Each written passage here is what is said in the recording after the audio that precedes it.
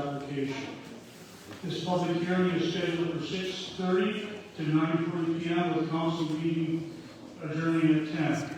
All attendees at the public hearing are required to sign the sheet. If speakers need to register at the front table, there's sign-in sheets if you wish to speak. The public hearing format will follow the process. Administration will give a brief overview. Administration will present the written submissions to council. The applicant for the project will have 10 minutes to speak. Verbal submissions will begin after that with a maximum of 5 minutes per submission. After all the submissions are heard, the applicant will have 10 minutes to respond. Please note that this public hearing is not a format of question and answer. In the essence of time, the written submissions received will be presented to council by administration for review and consideration. Under the council bylaw procedure number 2023-29, each verbal submission has a time limit of 5 minutes with a timer running. We'll give a warning when there's 30 seconds left in the time. Individuals may not yield their time to another speaker, and is limited to one verbal submission per individual. We also want to remind speakers to be respectful when presenting. Our public conduct policy does not allow for unacceptable behavior. Unacceptable behavior shall mean behavior, actions, words, emails, phone calls, letters, or communication that is inappropriate, harassing, or unlawful, or that otherwise would not be welcome in a standard place of business. Any attendees or speakers continuing to use unacceptable behavior may be asked to leave the meeting. Once all submissions have been received, we will adjourn the public hearing, and no decision will be made at this meeting. A special meeting for the purposes of considering the application is to be held on Wednesday, October 29th at 6:30 p.m. in the council chambers, at which time the decision will be made. Yeah, I know. It's not too bad out there right now. It's like yeah, just one door. Is there any possibility to move over to the left? There's some people still at the door trying to get in.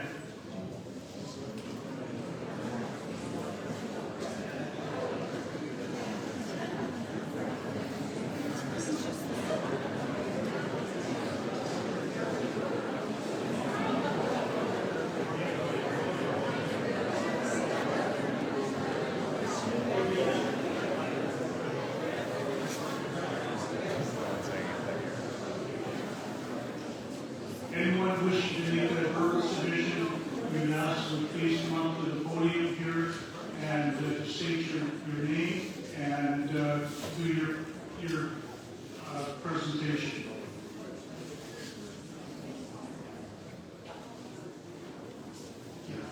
And we'll be going on to the list in order that people have signed up.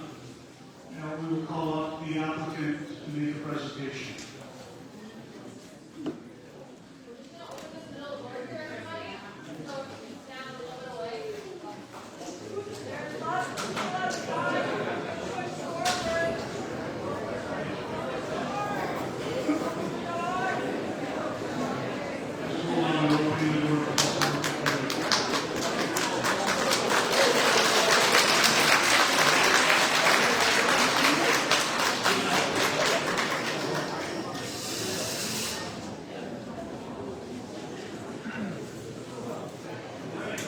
Please proceed. Okay, I am Justin Lees, representing the Research Development Team. We just kind of wanted to maybe take a moment, not take the whole 10 minutes and kind of go through everything, but maybe just give a quick briefing on kind of what the development is and the CDP in general. So we had submitted the CDP comprehensive development proposal. We've gotten comments back from the RM as far as engineering, planning, things like that, and then updated to address those comments. The development itself is three-story apartment units, 59 units per building, with an estimated 177 units with an estimated population of about 400 units.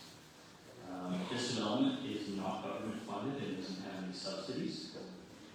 It's a fully accessible development, so each building has accessible units on each floor, as well as a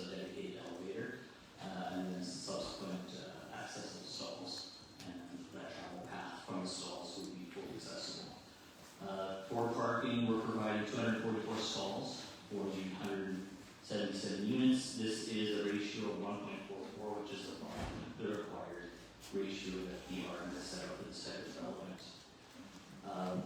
We looked both at the sewer water capacity, did some internal modeling for both for that, and then passed information on to the RM, and they had a third-party consultant look at that as well to make sure that there was capacity. We also talked with the wastewater authority, WCR 158, and capacity had come online recently for development, and that is available.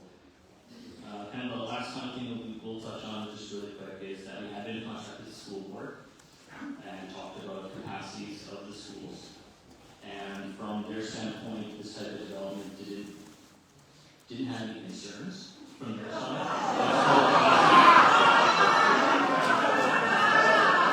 Okay, please let the gentleman speak, please. They have forecasting that we provided in CP for 2024. They did have 5-year forecasting, but they didn't make that available for the report. But in their own analysis, they weren't concerned for both the elementary and high school. So that's really what I wanted to just kind of lay out some of those quick facts, just so everyone's kind of aware of where we sit with the development, and I'll let you go to the next step.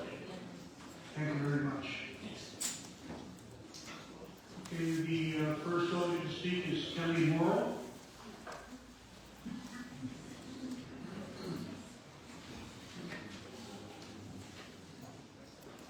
Hello everybody, there's some key points we need to consider when accepting a development that is suited for R3 residential.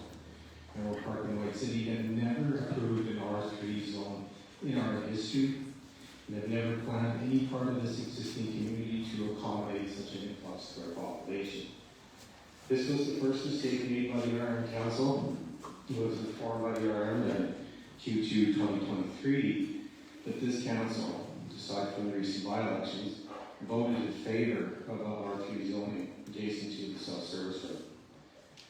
Land intended for highway commercial was quietly converted to R3 residential, and everyone who approved this needs to explain why this occurred. When not a single existing resident has ever approved R3 residential developments in this urban district. Consider that the current residents of the RMD will be on the hook to spend millions retrofitting and upgrading intersections, roadways, water and wastewater facilities to accommodate the current proposed development. Has the developer provided traffic impact assessment, things and shown how this development will affect Edenwold Park? These expenses would offset any increase in tax revenue from this development for years to come. And I don't believe anyone here has considered this when they approved the R3 zoning. Increasing Edenwold Park by 400 people, phase 2, another 400 plus people, will require a new elementary school, parks and recreation options, and possibly a bus service to the east end of Regina. Who pays for all this? Nowhere in the development plans is there adequate MR zone land or adequate parks and recreation space. Edenwold Park simply does not have the businesses or economy to accommodate such an increased population. The RM would need to increase the number of safety officers in this community and likely work outside the typical 8 to 5s. The proposed lands were never zoned R3 residential for a reason, because nowhere in our official community plan in 2019 mentions any accommodation for R3 apartment buildings.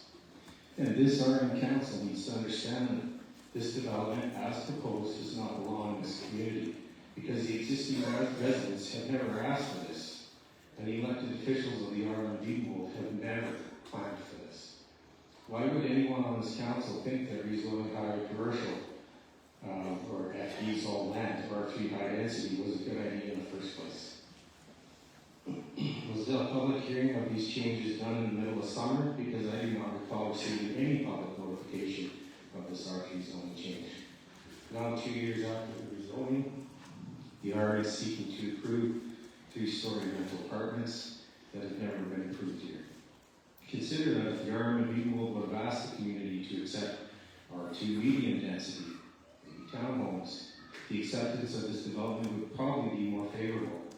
Edenwold Park doesn't have the open spaces, hot surfaces for sports, or even an outdoor rink, and now we're being asked to accommodate such an increase in population in an isolated location. Do you realize this will add hundreds of new vehicle trips per day to the service road and throughout our community? Do you realize traffic lights along the service road will be required and also along other major roadways? And are you asking the developer to pick up this tab? Likely not. These costs should not be the existing taxpayer's responsibility. Emerald Park and White City residents are being asked to pick up the tab, and all the unforeseen infrastructure improvements to accommodate government, well, maybe not government subsidized look-in housing, but and this development as proposed should not be approved by the government.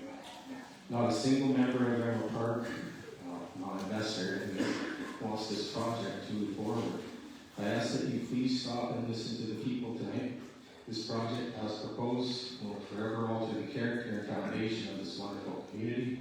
Big city apartment buildings belong in the city. They do not belong in Emerald Park or White City, and at the very least, reject the plans that are put forward here showing apartment buildings and look to downsize that to maybe an R2 townhome type community, which would align with the recommendations that the RM planned for in the official community plan, which is the guiding principle for development in our community.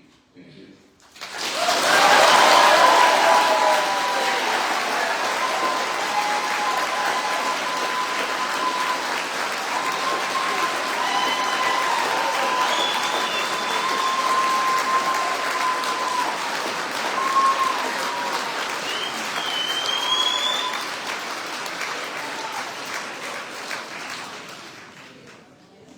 Next up is Edenwold.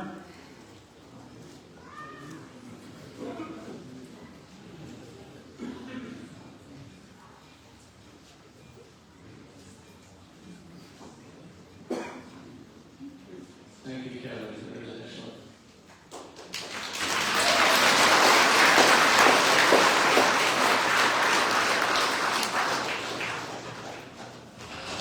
Good evening, ladies and gentlemen.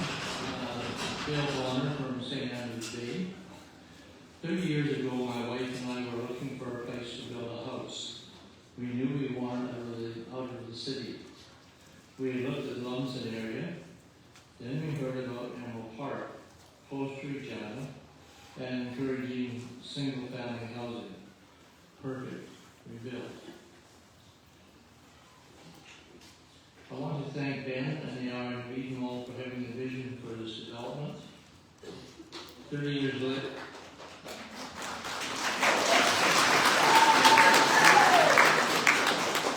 30 years later, I feel this vision is taking a wrong turn.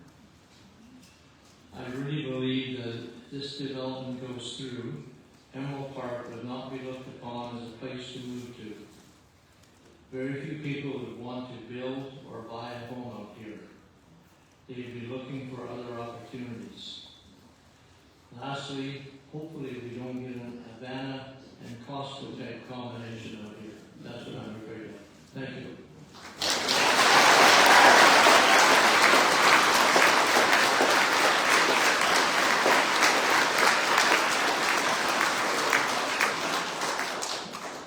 Thank you. Karen Siaski.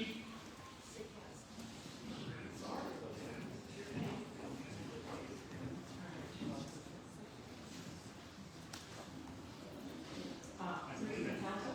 My name is Karen Siaski, and I, with my husband Joe, are homeowners of 62 St. Andrews Bay in Emerald Park, Saskatchewan.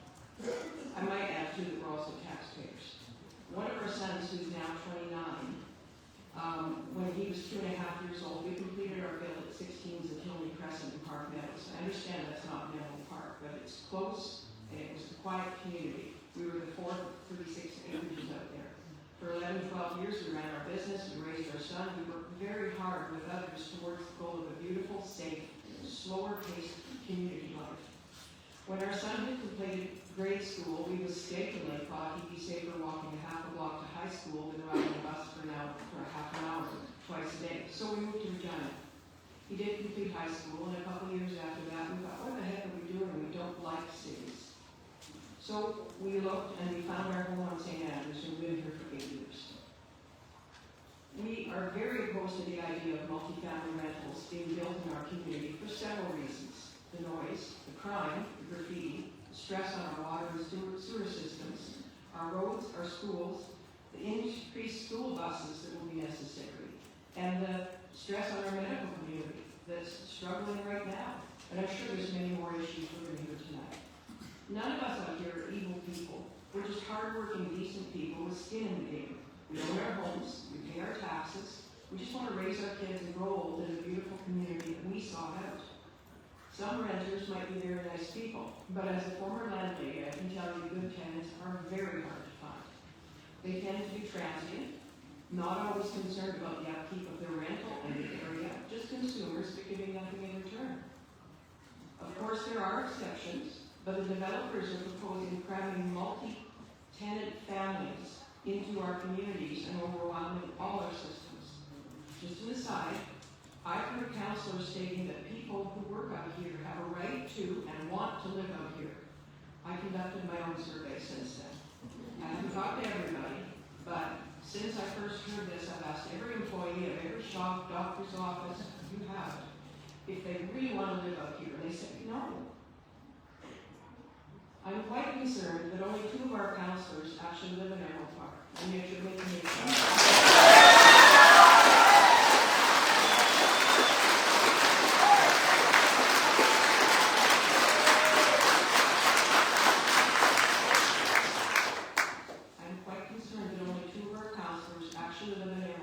Park, and yet all of you are making a huge decision that will weigh heavily on all of our futures.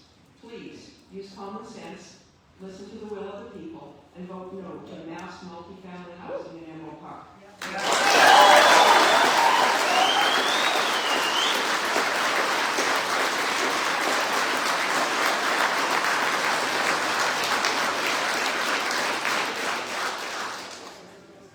Next is Charlene Miller.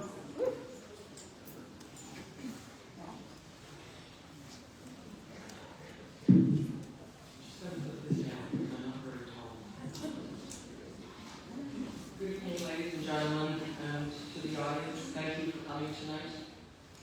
I moved to Edenwold Park with my husband and my 3 children in 1993, 32 years ago, and we raised 3 boys happily and successfully in this community. I had a high-stress career and loved the fact that as I drove those few miles home every night from my job, I was returning to a quiet, small-town atmosphere that differed in many ways from living in Regina. It's not the same place I moved to, but I still love the quiet neighborhood community where you know who lives on your street, kids are safe to play shinny and ride their bikes on the streets, and you can take your dog safely for a walk. The significant increase in our population, along with the pressures on infrastructure, will not enhance the lifestyle of the families who've already invested years and heavily financially in our single-family community. This is what we pay for, and this is what we want to continue. I have 3 points to make today. First of all, I see you all have very lovely binders. I presume that is the developer's presentation. How accurate is anything that this developer says in this application?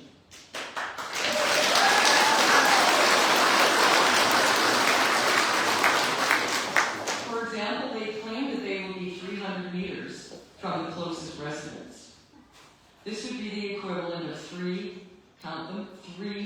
football fields distance, 3 Tabor fields, Mosaic stadiums, whatever.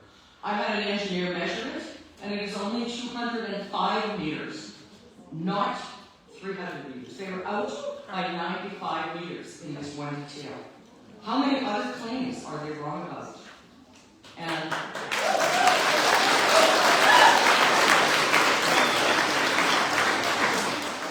more shocking, additional phases that they have planned are going to be even closer to our homes. Now, this is my second point. At my existing residence, 31 Palmer Crescent, we suffer from water pressure problems 2 or 3 times a week, and had raw sewage delivered to our basement and to our neighbors' homes on January 6th of this year, resulting in insurance claims and, in fact, the reconstruction in my basement only was completed about a month ago. Why should we trust the various reports that everything will be fine for water and sewer, when everything is not fine today?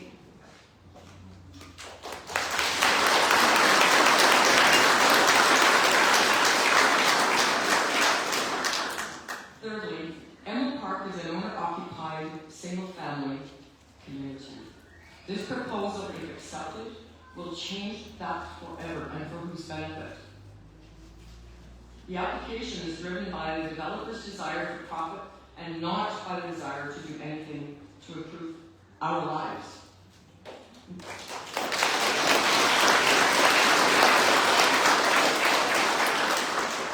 We built here to escape the city, and now the developer wants to bring the city here and take all of that peace and quiet away from us. This is just plain wrong. Now, you've got the developer's application in front of you, their presentation. This is a presentation from the community. Please.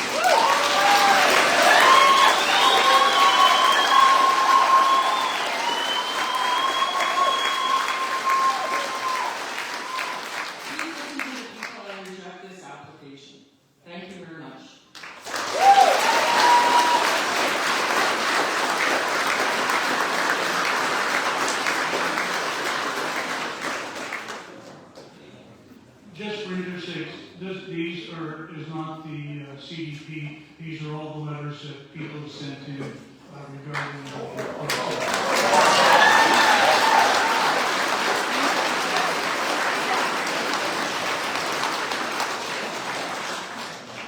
Next we have Gerald Schwartz.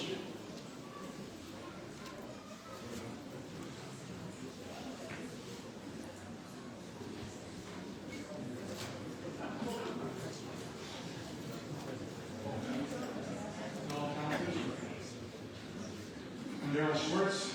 I've been a resident of my city for 57 years.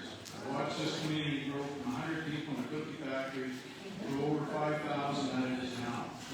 I've watched the community go from large lots and large parks to shrinking lots and no parks. Pipelines and watershed land are not usable parks, and that is the green space that I've witnessed being provided over the last couple of decades.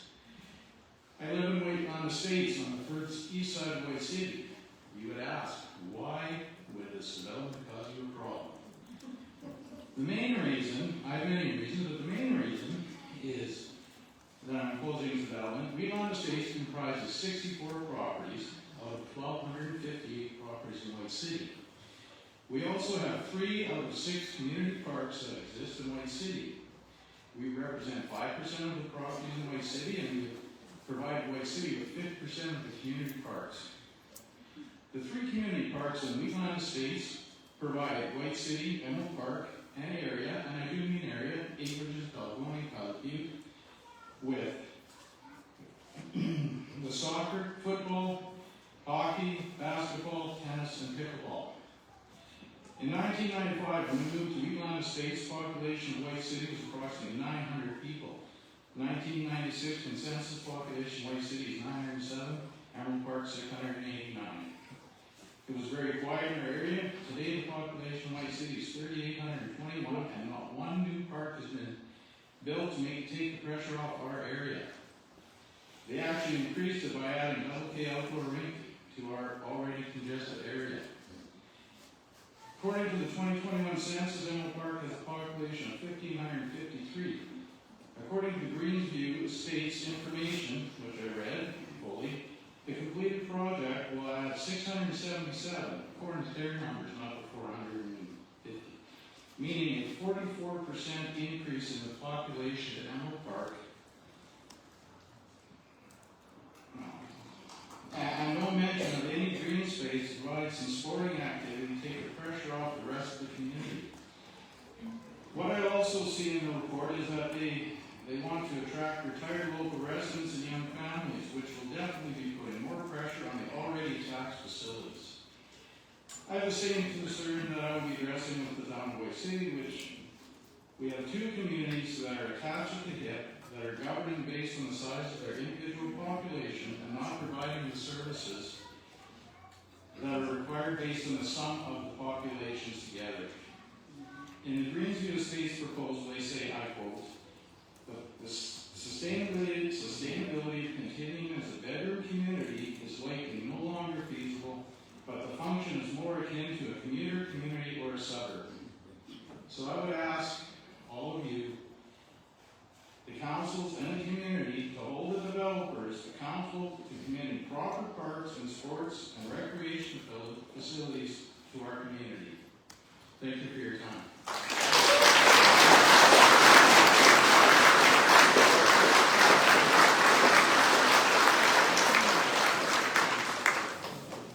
Next we have Ann Panther.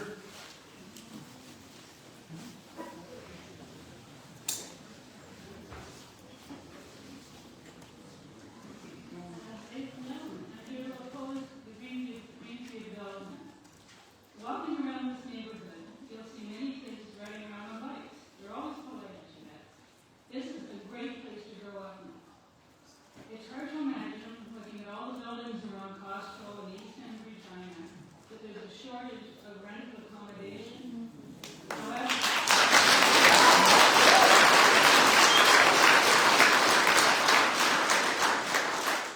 what there is a shortage of is quiet neighborhoods like Edenwold Park, with single-family dwellings on large lots to purchase. That is the scarce resource, not rental accommodation. It would be very short-sighted to destroy in the name of progress that rare resource. And if you visit this development would have that effect, imagine it being built in your backyard. It's up to us to preserve this for next generation, a safe, quiet neighborhood where people can own their own homes and raise their families. And that's why I'm opposed to the Greensview development.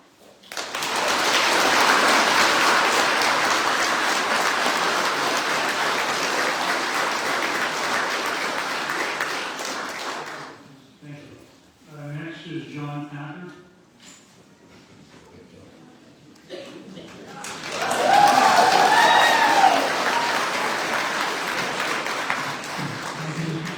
Point of correction. Yes, this application is for 3 apartment buildings, but in accordance with the Greensview Comprehensive Development Proposal, that is for Phase 1. The total proposed build-out of the site will also include 117 townhomes units as shown in the full build-out in Appendix A. We are told that the demographic of the people that want to move into this apartment complex are downsizers, empty nesters, and farmers who want to sell their farms, and instead of looking down the road a mile, they want to have their next door neighbor 7 feet away.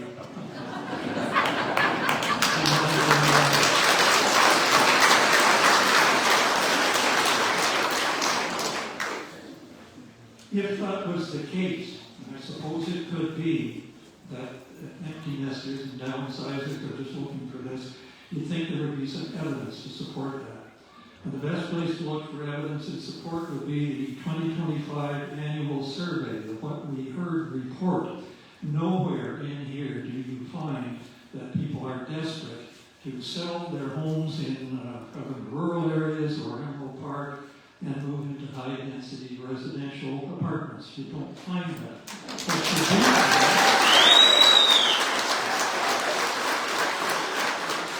What you do find in response to this question, in your opinion, what are the most pressing challenges facing the RM? There's 7 different categories under growth and development.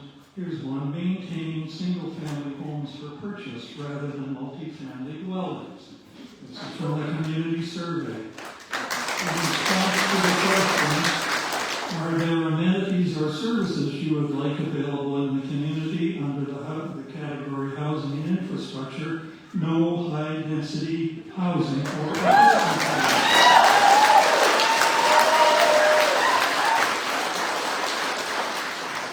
under the question, do you have any additional comments you would like the RM to consider in setting municipal priorities under the category community priorities? Preserve the small town feel by avoiding high-density housing.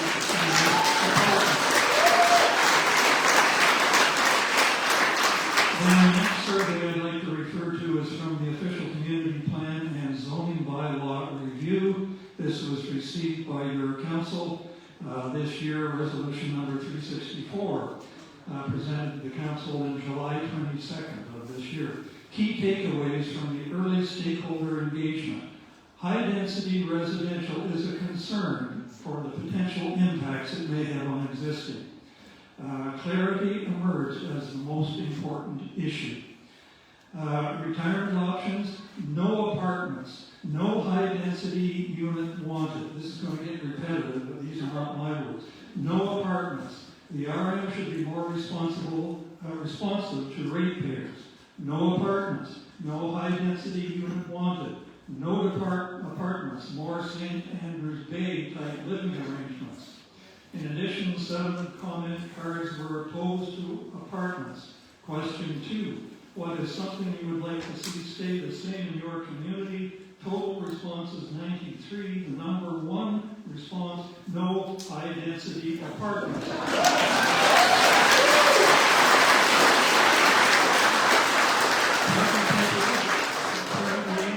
They want primarily single-family dwellings and ownership rather than rentals. Protect and maintain the character of residential subdivisions in Emerald Park. This was the most important concern. Question 6. Are there priorities you think are missing and should be added? Total responses 62. No high-density housing. And secondly, don't turn our community into Regina. Maintain its current character. There were 10 people that wanted that. And just because Greensview was merely a twinkle in somebody's eye back in June of 2022, from the sector plan analysis, quote, feedback indicated public apprehension towards high-density residential in the plan. Holy smokes. I've so often heard that the RM councils like development as long as it's in Emerald Park. Conversely, they don't like development if it's out in the rural areas. 3 situations to consider. The compost facility, which was unanimously turned down. Heidelberg, a gravel pit rezoning requirement was unanimously turned down by the council, including by the 2 Emerald Park councillors that sided with their rural counterparts. And, well, there was a horse facility, and Stan, you and I are the only 2 people in this room that know anything about that. Somebody wanted a little arena where they could ride a horse around, and the reason cited for opposing that, concerns about traffic, noise, property damage, water quality, and negative physical, emotional, and mental impacts. In other words, all the same considerations that are affecting the current application. Okay, John, thank you. Your time is up.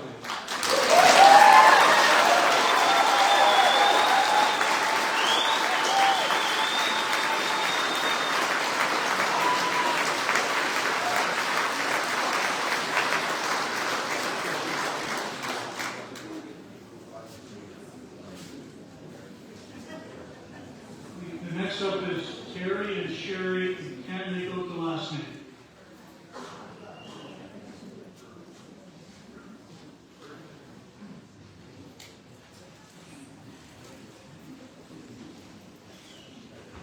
Could you just give your last name for the record, please? Sure, it's Corvette. Thank you. So we're going to tag team this one. So, first of all, good evening, everybody. I'll just be clear before I even start, we're totally against this high-density rental apartment development. That would be very important for everybody to know we're totally against it. And I'd also like to read just part of my letter that I submitted to council. On October 22nd at 6:30 p.m., we'd like to hear from each of the council members why you feel that this is a good or bad idea for Emerald Park. It feels like this whole project has been a secret mission, and if that wasn't your intention, now is the time for the council members to speak up.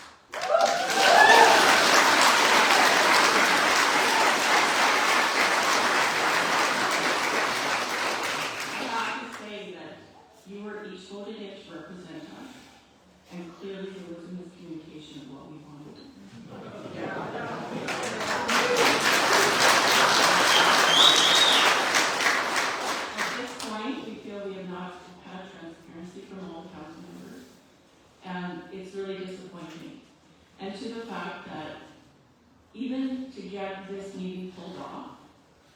seemed like it's such a hot topic in our community. And we actually had to have volunteers send out flyers, deliver flyers. So thank you to them to get everybody out here to support.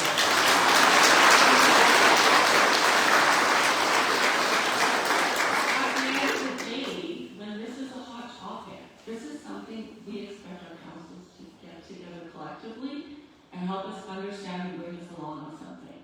This feels like it was really sneakily done, and it just even upsets us even more that nobody here can speak to it tonight.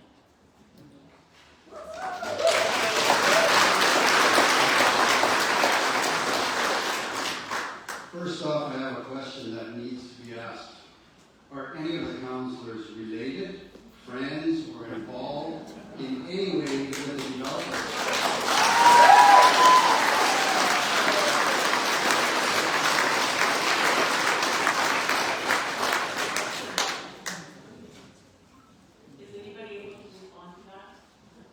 It's not a question and answer. The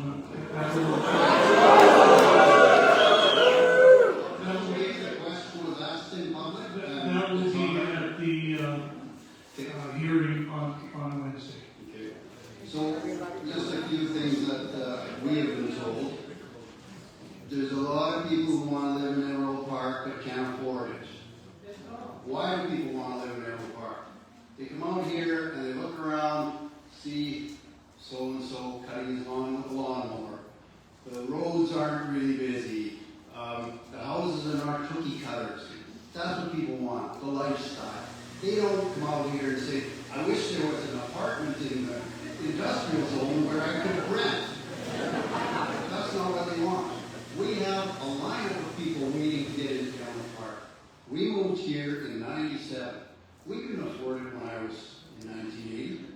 So what did we do? I worked 2 jobs, my wife worked 2 jobs, until we could afford it.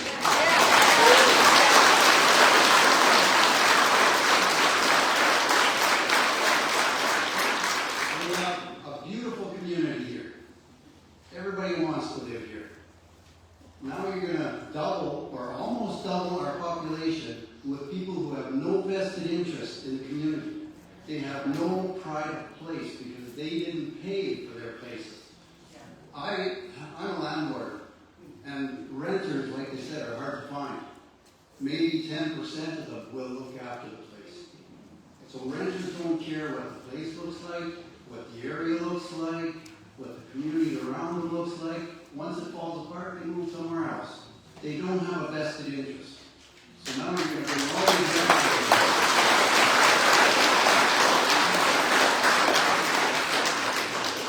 Thanks to Ben, we've got a beautiful community with standards, and I don't think we need to apologize and lower our standards to attract people that we don't need right now because we got a lineup of people waiting to move out here.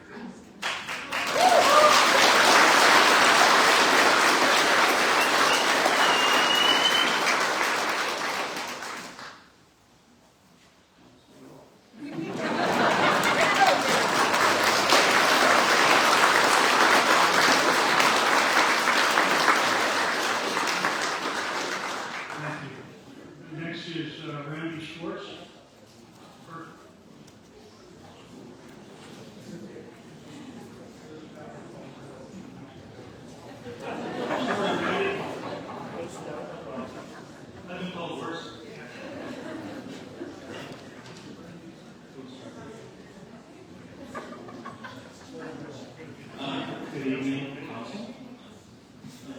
Everyone showed up. My name is Randy Schultz. My wife Allison and I moved out here 25 years ago. I've raised 7 kids. Yeah, that's us.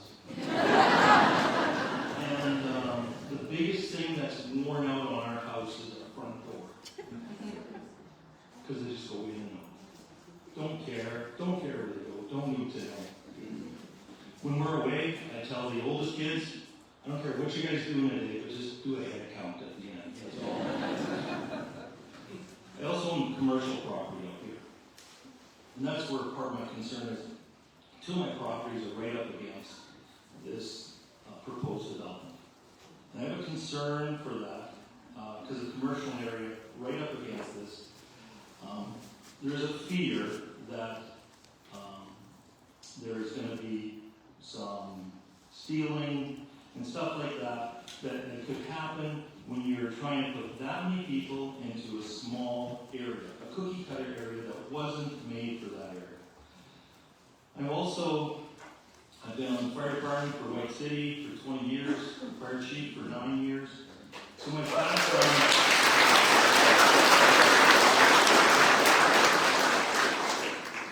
background goes also more to the safety end. I don't know if there's a traffic safety plan that was with this development, because you're now going to put an entrance onto Great Plains where there wasn't, and are we going to have on-ramp, off-ramp for people coming off? So you're going to put possibly 200 cars in that area. What about South Plains here, or on Percival Road, where you're going to increase traffic, and that's going to be again at 7 to 8 and 8:30 in the morning and 5 and that. So all of a sudden we have all this other traffic that wasn't meant to be on the road, or is the plan just like we have in Regina at the Costco, when you try and go east, and everybody's just, it's like playing Frogger. And you have 2 volunteer fire departments, pay-per-call fire departments. And we don't need any more needless calls. We had enough of them before Regina bypass. We all saw the ugliness of the highway. We don't need to see anything like that anymore in our community.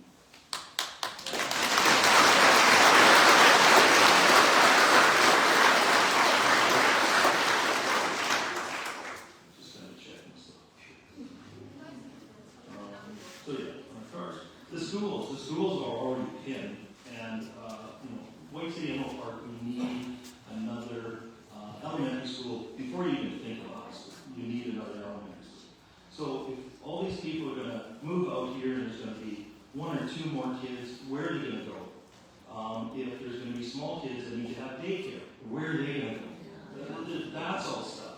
So we haven't looked at the full infrastructure of what's needed before allowing this to happen. I'm confused. Then all of a sudden, I look at how we're building stuff nowadays, and this I have to look right at the RM and their planning department about the idea of putting it there. But, and I know and I understand the vision for the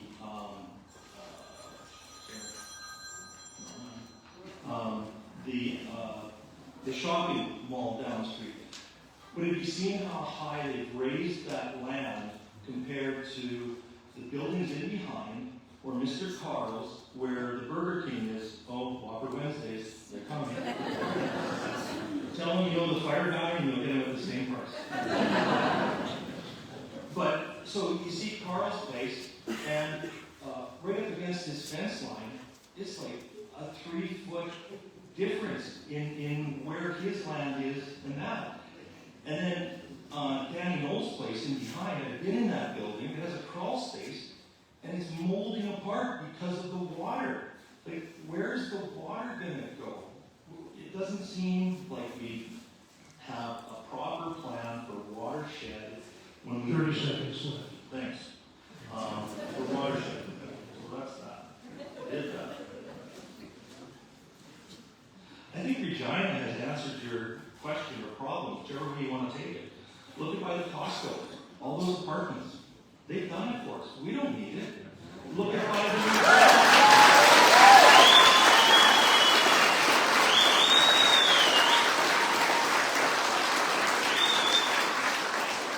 the Canadian Tire. They have them there. And again, I hear so many people would love to live out here, but they can't afford it. And like a good friend of mine says, well, I'd like to live in Hawaii too, but I can't afford it. And they won't change it for me.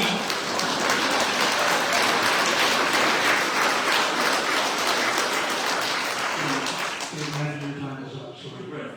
Oh, one last thing. I don't want her.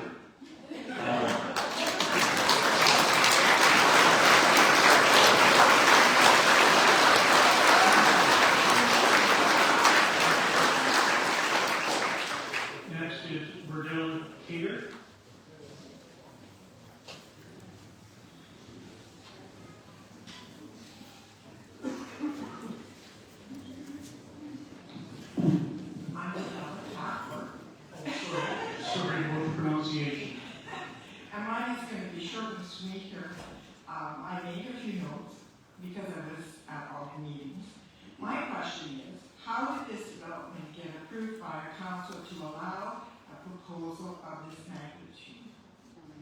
My concern is schools, roads.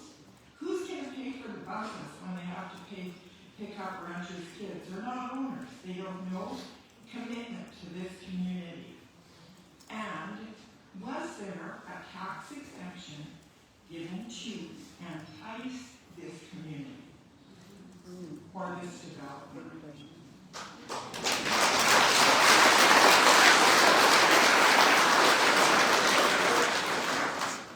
Now, my last thing is parking, and I live on St. Andrews Bay, and every 6 months they come and clean out the sewer.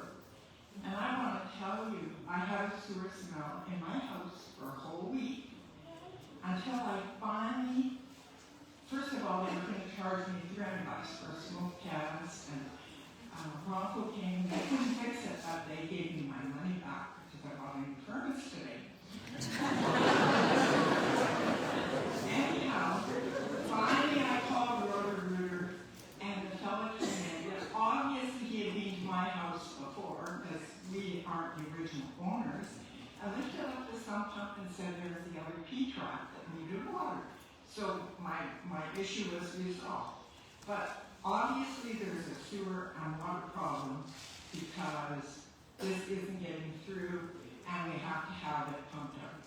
That's my concern. I'm against the proposal, and I'm glad everyone heard me.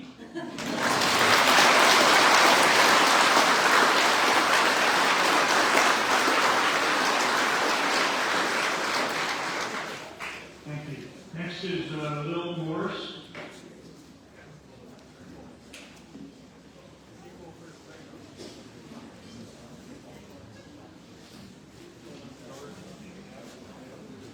Good evening, everyone. Council, thank you for this opportunity. I did write to council to express mine and my husband's concern with respect to this proposal. So I'm just going to reiterate a few points without just repeating everything that's already been said, a whole lot better than I could ever hope to say. First being, I'm deadly against this. This is just not the place for it.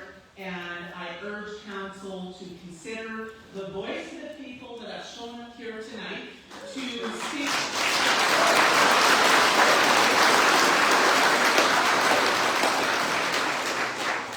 One of my greater concerns comes from my background, and Al, you could probably relate to this as well from a policing background. The RCMP, as it stands right now, has a very large area that it polices. That includes the rural area as well. Having worked in that work with the RCMP, I know what the bureaucracy is like to try and get an increase in establishment for additional personnel. It works at a snail's pace. The other thing, if it gets to that, then the cost to the RM will increase, obviously, because the population will be greater, so the cost will be borne by the ratepayer. The increase in personnel is not going to happen overnight. I can guarantee that with my life, basically. It works at a snail's pace, and it's run through bureaucracy in Ottawa, which we all know how well that works. And it's, right now, we're just on the edge of the federal government budget that's going to be proposed, that's going to be given. And from the insiders, not from what you see on local media, is that, oh, we're going to hire 1,000 new officers or whatever. If I had a dime for every time I heard that, I'd be a rich woman. That's not going to happen. The other thing as well is, with that, the RCMP, whether it's public knowledge or not, they're one of the departments that are being asked to cut back. Their operating budgets are going to be reduced. So we're not going to get any additional staffing here for that very reason. But the crime's going to increase, the demand for policing is going to be increasing, the security, all of that. So without repeating everything that's already been so well articulated this evening opinion by those that preceded me, I just want to say I am against this. My husband and I are absolutely against this. This is our backyard. This is not the reason why we moved out here back in 1996. Like others have said, we spent a large amount of years living in the Northwest Territories, and when we moved out here, Regina living was not for us. This is why we chose this location, and we want to see it continue. So thank you for the opportunity.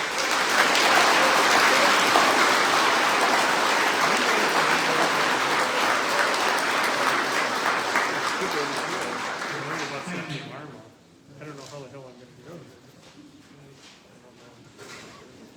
Next is Randy Johnson.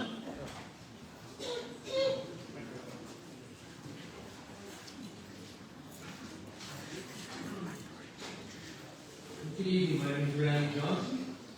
Over the last few years, the residents and ratepayers of Edenwold Park have come to know that the RN of Edenwold, particularly the rural council of the RN of Edenwold, believes Edenwold Park is nothing more than a cash cow.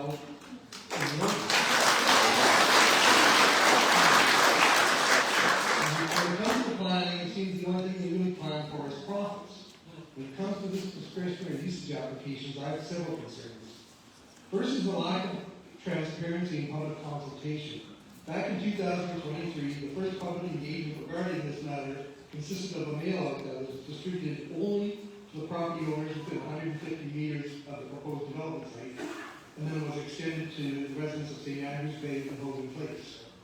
Additionally, the RN advertised the proposed development on our website in their newsletter. The second public engagement was for support for the discretionary use application. 2 open houses were held, and then they were a come and go format and featured detailed plans for phase 1 and phase 2. I personally was never made aware of either of the bids.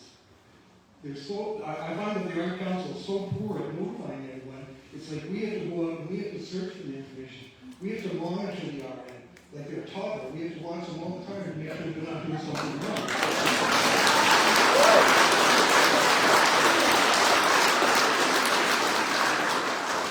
Even for this discretionary uses application, they had to be convinced to spread the notices from 150 meters to 800 meters. I don't know why they would do it. The only thing I could come up with was maybe they ran out of money for paper because they lost $500,000 in a scam.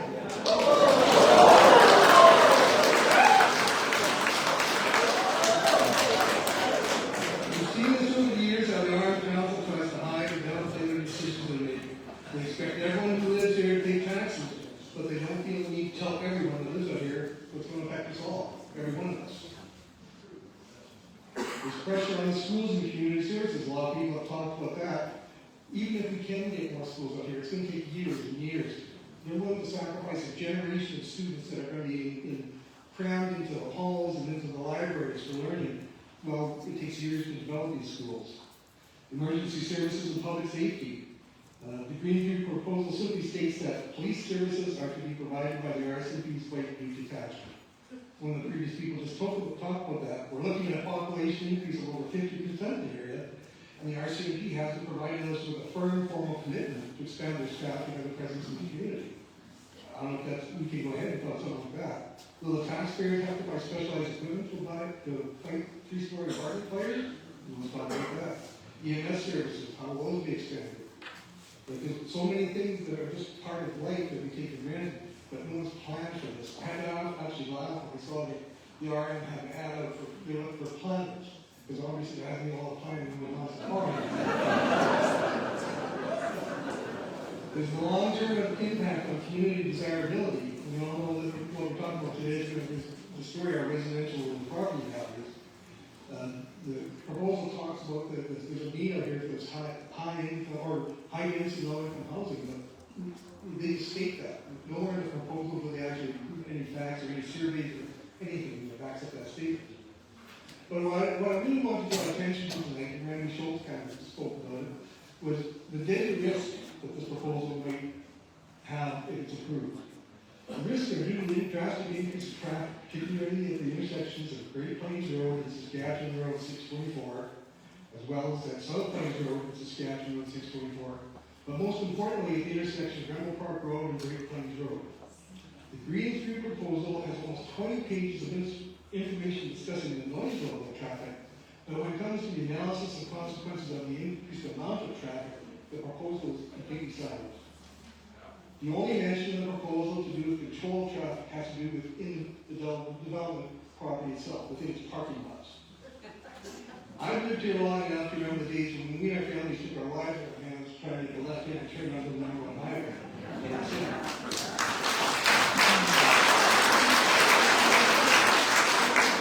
30 seconds. The proposed development and its subsequent increase in traffic will increase and create an equally more dangerous situation at that corner. But what's important to find out, and I've done a little research on this, is that generally an armed council and its members have legal immunity for actions taken in good faith and within the legal power. However, in Saskatchewan, an armed council and its members have a recognized duty of care, it's called, whereby if the public community, us, expresses concerns and identifies the actions of the armed council and its members could possibly cause a foreseeable risk to public safety, they can be held personally and financially liable for any serious injury or fatality caused by the negligence.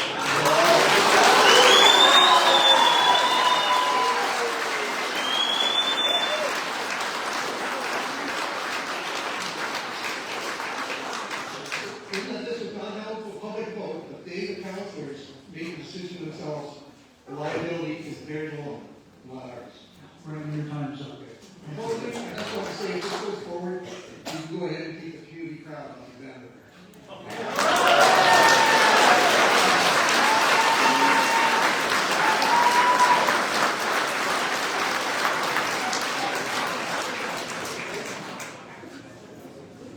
Next is Marco, and I gotta apologize, Gianni.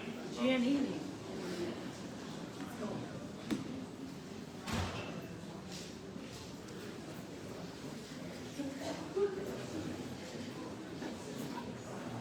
Hey, my name is Marco. We just live on the woods right behind the car hall here. Me and my family have been out here for 10 years. I think it was May 2023. Sunday afternoon, spring, my wife goes down to do some laundry, steps in about 6 inches of water. Water. We're rushing down. I thought it was runoff until I was pleasantly informed that it was sewer water. There's a wonderful lift station over here. We're so great. We ended up getting it fixed. It was about $150,000. Talked to the RM. They said there's nothing they can do. It was because of runoff.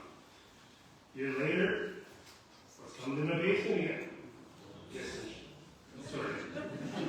All of my neighbors, fun stuff in my basement again. So I go and try to figure out what's going on. I deal with it on my own. Called insurance, talked to insurance. Insurance said, sorry, you only got 50 grand this time because we don't fix that twice in a row. Not in 2 years. Called the RM. RM said, oh, wait a minute, it's summer. We can't say that it was runoff this time. Yeah, we don't know what happened this time. So after chasing down the RM and talking with Clark, we came to find out that it was actually an electrical issue, which was probably the issue the first time. But the RM falls under a clause that they don't have to, it's a nuisance clause, the connection to legacy later. Anyway, I was told 2 years ago that that would get fixed. We had to tear up some roads and we'd have a gravity fed.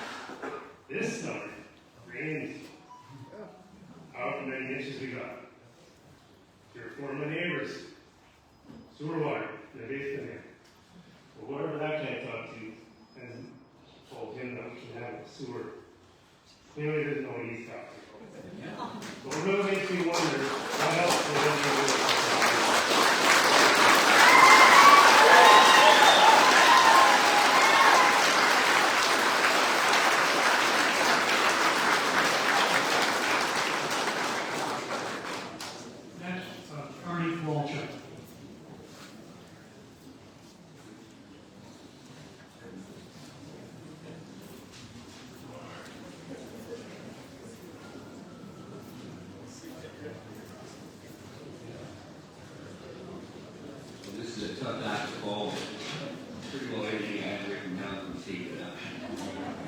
Okay, my name is Arnie Walter. My wife and I have lived in Edenwold Park since 1986. We were a pioneer for bed.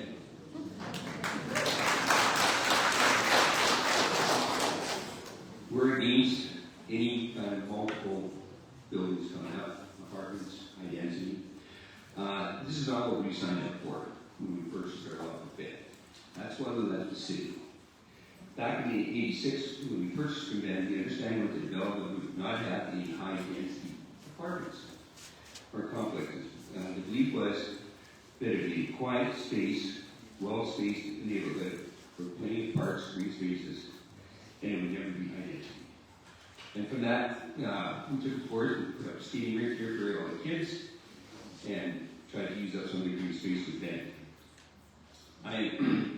Coming from a background where I own apartment buildings, I've come to understand that tenants, the traffic, the safety issues, the issues around rotating people, vision showed me that most people are good, but there are a few that can spoil it for everybody. The drug traffic, the theft, the break and enter into autos, it's going to be around. The clientele is not well to do and struggle and look for opportunities. It makes for an unhealthy environment and a lot of transient people, and these people will not help out for putting them back into our community. Apartments tend to attract low-income people, which will result in people having to drive back to the city. And since there's no bus services, these people will be straining themselves with vehicles to travel, it must be decent shape, cost to run. Like, there's a lot of things that they have to consider for moving out here. I could go on and on and on, but pretty well everything's been covered off. I did hear something a couple weeks ago. There's a house for sale out here in Edenwold Park. They were asking about $840 or whatever for it. And a couple came out to look at the house. And yes, it needed dated, it needed over $400,000 in renovations. And they're saying, okay, now we can do the $840 and $400 and thinking about it. And they're getting close to maybe making a deal. Guess what happens? The year there's apartment buildings coming up. Guess what they did? They walked away.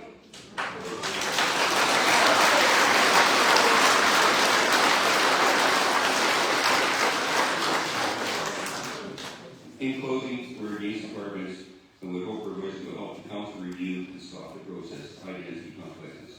Thank you.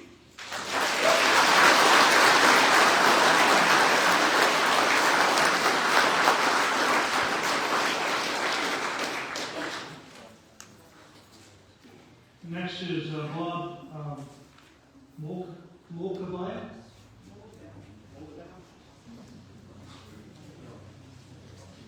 Sorry, Bob. Butchered that.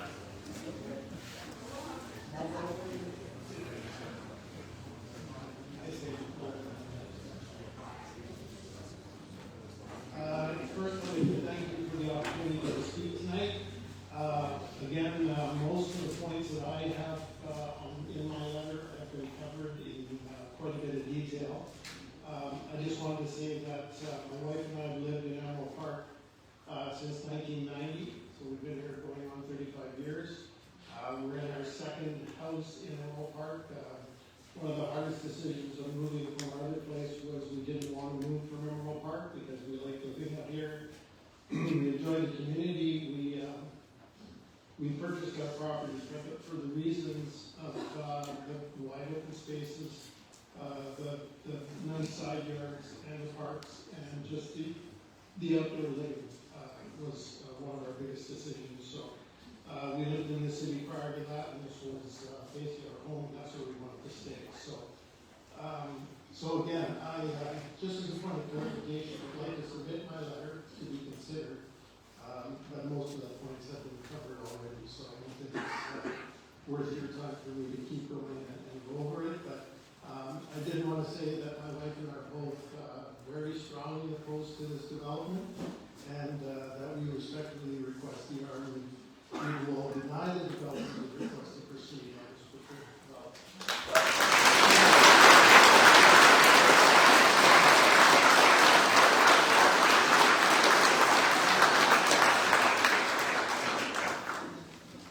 Thank you. Randy Swan.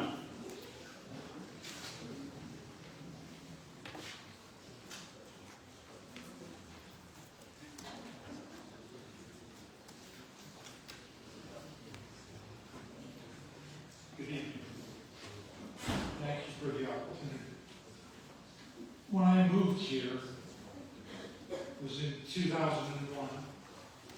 It was to move to a quiet, very safe neighborhood. In the whole time I moved, 24 years, the only time I've ever seen a police car was to go to my neighbors and tell them that in the future you should take his keys out of his feet. That's true. Probably still there. So we don't, that's why we came here. That's why we've all come here. The story doesn't change. The story, I listened to the developer, I've read the report. You can do whatever you want with numbers. You can play with numbers all day long.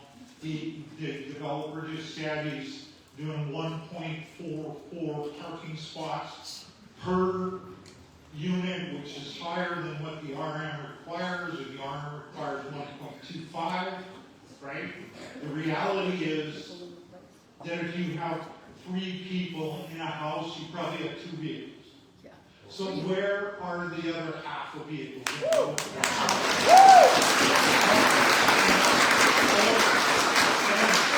that number is possible. They talked about the number, what their projected amount of people that are going to live there. They're talking about, people have talked about workers. The workers doing. If you go around and you look at the workers, most of the workers out here are ethnic. If you look at how they were raised, how they live, I have them living beside me. I have them living across the street from me. They don't live 2 people in a house. They don't live 3 in a house. So I've read that where they said, okay, we're going to have a property manager and he's going to monitor for food. Oh, yeah. Right? So if somebody has their sister and their mother and their grandmother and their grandfather and their brother and their sister's kid, which one has to go? Who has to leave? Well, not one is going to leave. They're all going to leave. That's what's going to happen. So they're not going to move here. They'll work just like the guy that talked about his wife worked 2 jobs each so they could move here. They work 2, 3, 4 jobs so they can buy a house. But not here. It's not happening. So as we go, you have to look at that and say, is that what we want? Is that what the community wants? When I came here, I could lay in my house and I could hear coyotes. Actually, when I lay in my house, I can hear coyotes now because I'm close to the edge of town. But that hasn't changed, but that will go away. In our development, where I live, we have free-range children. They wander around. Everybody watches everybody's kid. Do I worry about them when my grandchildren? My grandson, who is mentally challenged, was out of my house. Walked out the door. Don't have a walking pet. Got walking. Had no idea where he was. Somebody found him, asked him what his name was. By his last name, they brought him back. That's what this community is. So what we're talking about now is a fundamental change. You can talk to the people around Costco if you want. You can talk to Canadian Tire. I know people that live south of Canadian Tire. That whole community has changed. They wouldn't dare leave their bicycle on the lawn. And we've got kids that leave their bicycle in the middle of the street. And that's my job to move it so I can go to work. Anyway, so I think that epitomizes what everybody's trying to say. We're going to lose the sense of community. It doesn't matter where you live. It doesn't matter whether you live in Wake City, the RM, Emerald Park. We're all one community. We all came to the same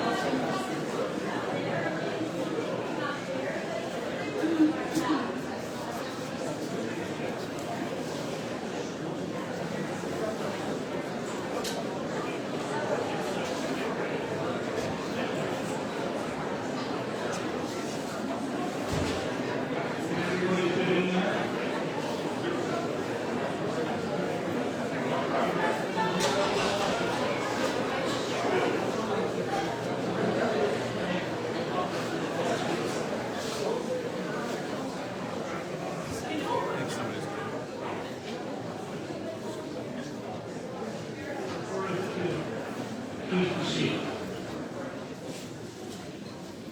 Good evening, review RM councillors, admin, staff, and fellow ratepayers. Thank you for the opportunity to present our reasons for opposing the discretionary use application for the construction of apartment buildings.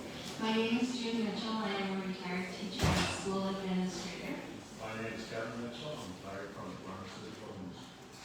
If the apartments reach the capacity of over 400 people, how many community safety officers will we need, RM, maintenance, staff, school teachers? How many electoral divisions and council seats will need to be created for the large increase in population?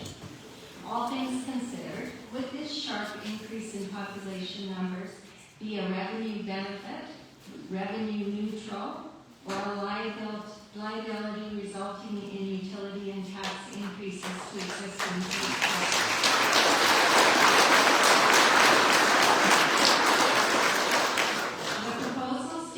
Traffic would increase by 1,849 trips per day with 185 trips per hour at peak times. Imagine the queues at the stop intersections.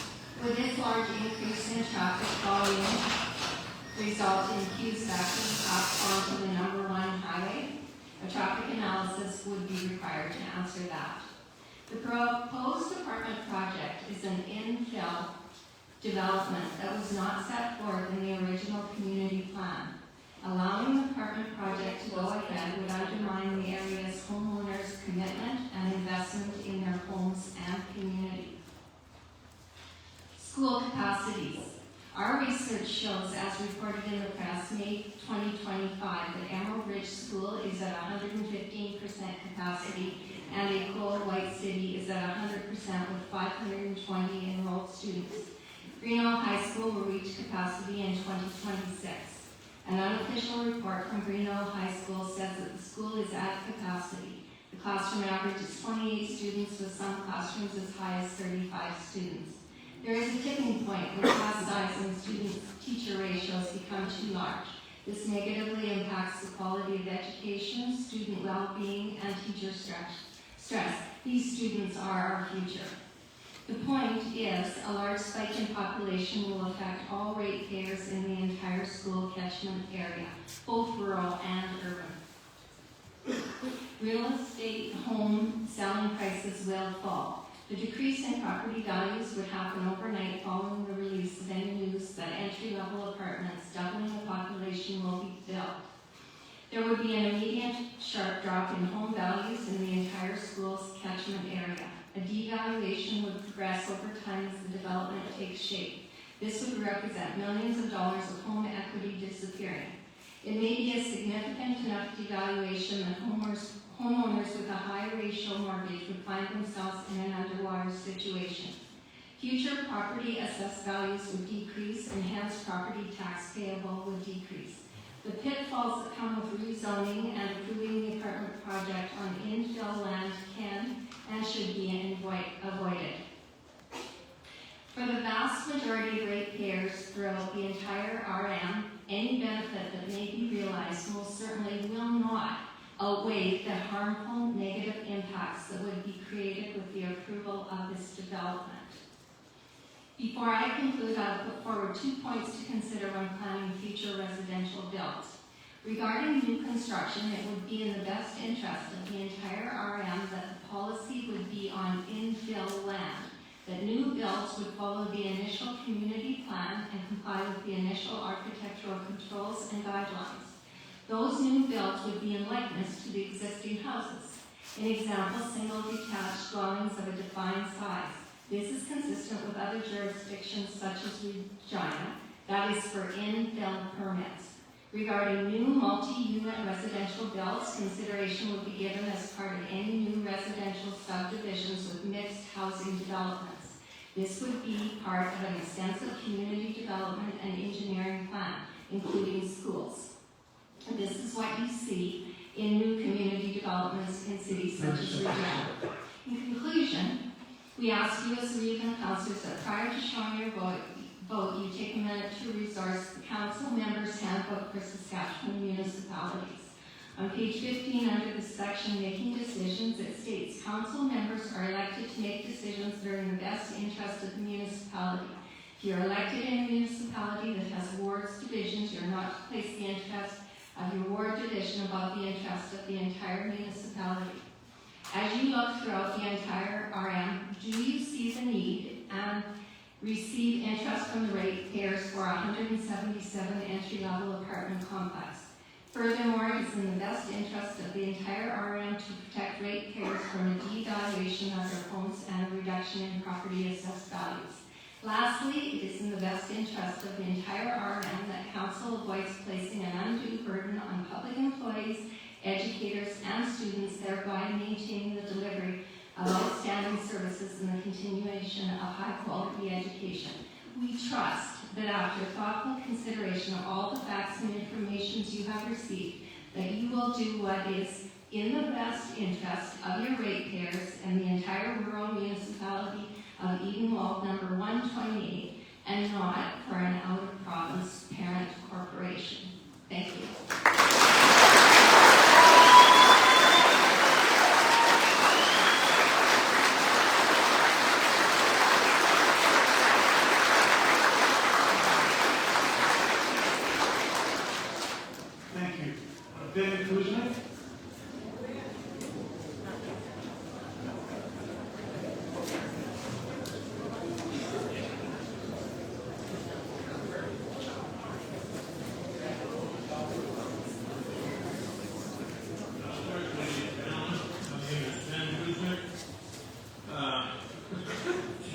Just listening to all of this, it makes me think of sitting in my office years ago and somebody coming in and says, well, you're going to do a development out there. And I said, yeah, well, we have sold it to Charlie Knight and his crew, but the provincial government said there will never be any development out there. So we ended up having to take all this land back.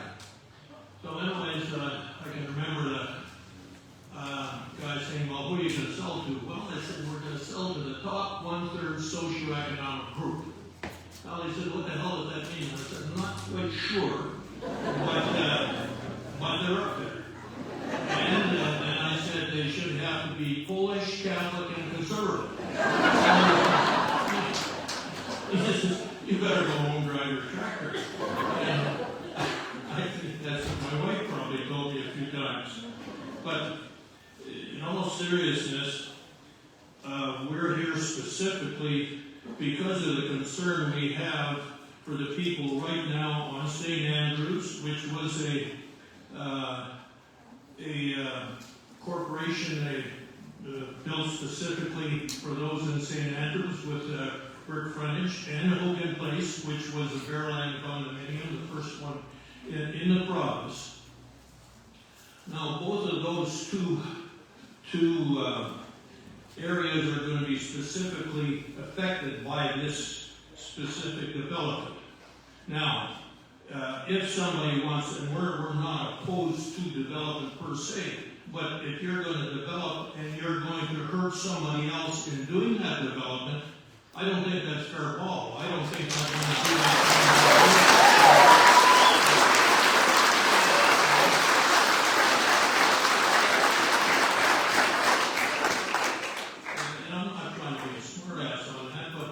I'll tell you what, go into any rural municipality and try and start a peep up and see what happens. You know? You'll get the neighbors say, well, you want to do that where? And you want to do it right next door to me? So all I'm saying to you is the people specifically in St. Andrews and Hogan Place would suffer and go backwards as a result of this development. Now, I would say, okay, you've got and I'm not sure how that area was developed, because it was eventually, we thought when the golf course was sold to the town of White City, okay, that green area is going to stay in perpetuity. But in effect, it didn't. The White City, for some reason or whatever, sold it off. So if they want to develop that, they should at least make an equivalent similar to St. Andrews or Hogan or better.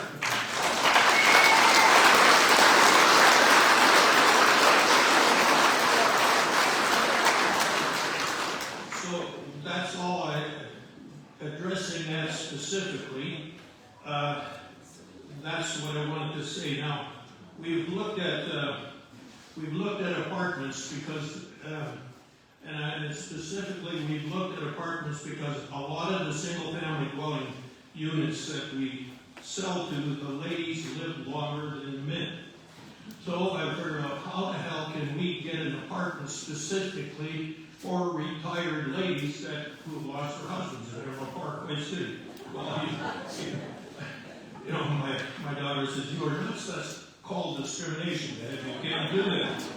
So we kind of gave up on that idea, but we did look at it because we are losing, like Rose Dunnitz now has moved. I don't know if anybody remember Rose. She lived in St. Andrews for years. She now tells me she has moved to a senior home. So I guess what I'm saying to you as a council,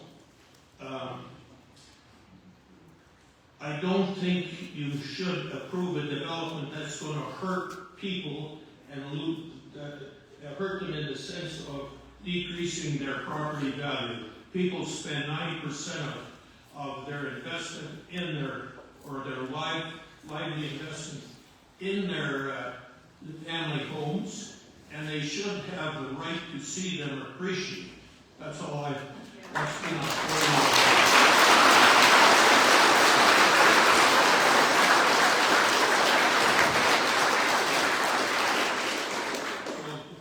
those are my comments, so I hope you guys take them and I hope you make the right decision.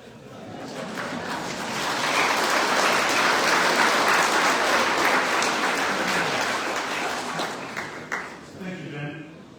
Next is Catherine Bouchard.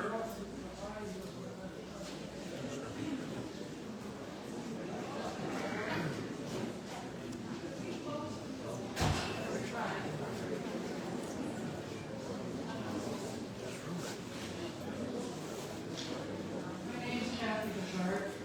I'm making this presentation on myself, on behalf of myself and my husband. We are expressing our strong opposition to the discretionary use application for apartment buildings proposed by the Edenwold development. We chose to make our home here over 20 years ago. It was because of the small town country feel of the community. The lower population density, open spaces, and quieter pace of life were the reasons we moved here and have remained here for nearly 25 years. Since that time, our community has grown significantly. We now have numerous restaurants and retail outlets, no less than 8 pizza options, 2 grocery stores, multiple fast food chains, 2 dollar stores, 2 liquor stores, among others. While this growth has brought convenience, it has also increased traffic, congestion, and noise. The balance between progress and preservation is tipping too far towards density. Introducing high-density rental apartment buildings will only worsen these challenges. Our infrastructure is already strained, as several people have mentioned. Local schools are at or beyond capacity, with classrooms overflowing. The power grid and water sewer systems are taxed and in need of expansion. Traffic congestion is steadily worsening, and our roadways were never designed for this level of use. With no public transport options, every new resident will require 1 or more vehicles. Parking and traffic flow will quickly become unmanageable, negatively impacting the safety and quality of life for our current residents. We're not opposed to thoughtful, sustainable development. However, high-density apartment buildings are simply incompatible with the character and capacity of our community.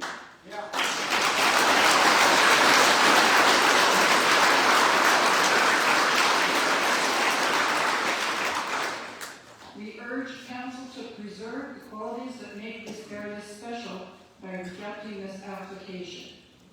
Thank you for your attention, and I'm sorry I repeated a lot of stuff that was already mentioned, but it needs to be repeated. Thank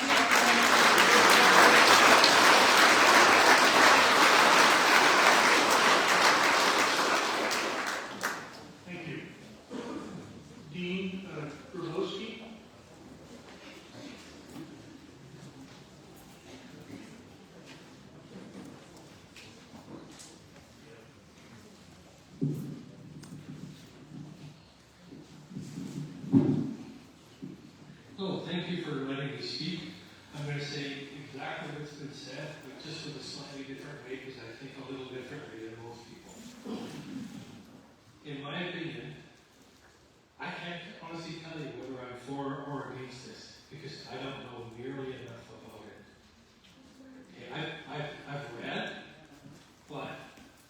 way I think is everything that we do should be to try to improve things out here for all of us. And if it doesn't improve our lives out here, we probably shouldn't be doing it. So what I would ask is to put together a detailed infrastructure plan that talks about all the points that people brought up here tonight, the schools, the roads, and talk about if you want the help of everybody, the vote of everybody, then they need to see how their life is going to be improved or at least not made harder because of this. And I haven't seen that from what I've seen so far. So that's what I would ask. And I would ask that that be done and sent out to everybody before you guys approve all of this. Because that's how we'll actually know what the impact is going to be. And right now, I don't think we really know. That's my point.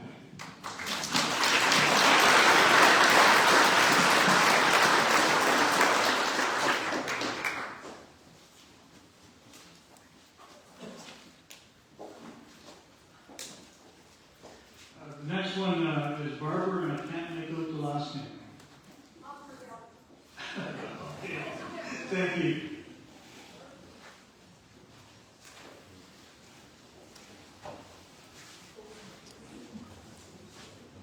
Hi, I'm a little short, but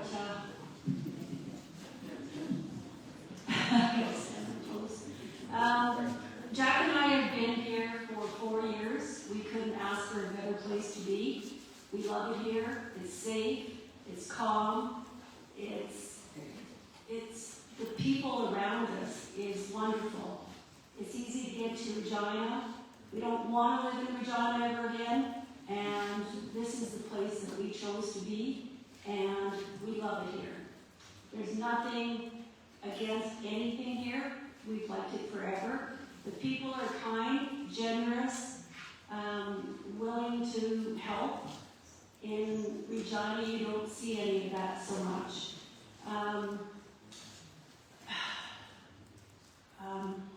One thing I would like to add is I enjoyed hearing what everybody had to say, because we've only been here 4 years, but it's all what we wanted to hear as well. And to see this amount of people here and all cheering, we know what everybody wants. And my husband's going to speak too, but I want everyone to stand up and cheer and make sure I see all of you that would like this to happen. Stand up! Stand up, everybody!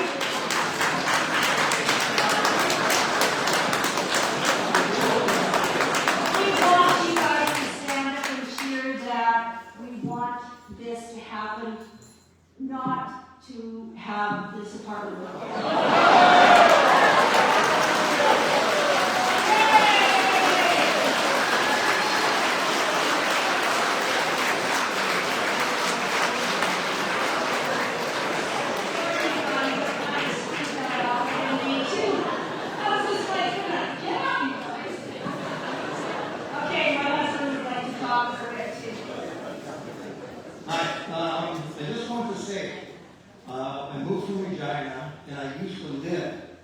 Directly in front of these complexes. They're talking 3-story. I was on University Park in Winfield Road, and the housing is lower in front of these apartments. I guarantee you the housing will go down in price.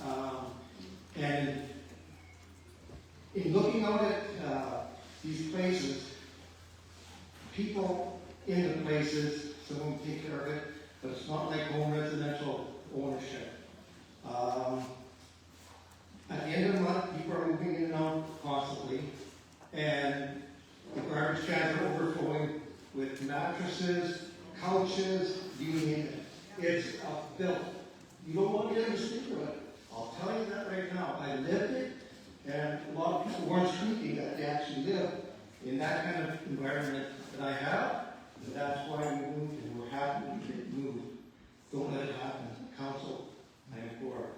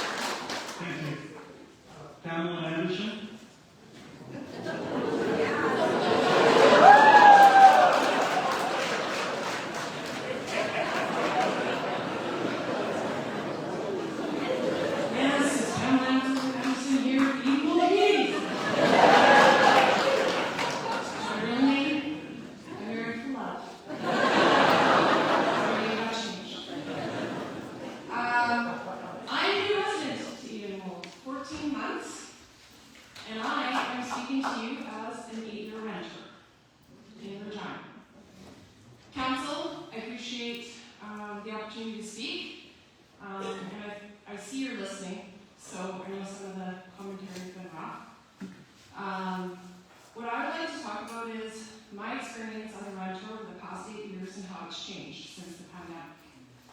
I moved here for the same reasons everybody else did. My husband and I worked jobs, many jobs, to afford a home here. We wanted a single family home. The reason we moved was because renting changed a lot. I loved being a renter. I actually did, until I didn't. And the reason I didn't was because renting changed a lot. When we were in our one-bedroom apartment, the two-bedroom apartment next to us had 8 multi-generational people living in it. Why is that? Because they have nowhere to go. They have to all live together to afford to pay the rent. Many of the units where I lived were like that. We're talking about, I think what we're talking about tonight is infrastructure, services, and well-being. In 120 days, the fire department was called to my multi-unit building 3 times. We were evacuated. Maybe sensitivity and smoke detectors for a variety of reasons, but we experienced these things. I think for the developer, what I would say is, and to the community, the numbers that are being proposed for the amount of population that are going to come here are grossly understated.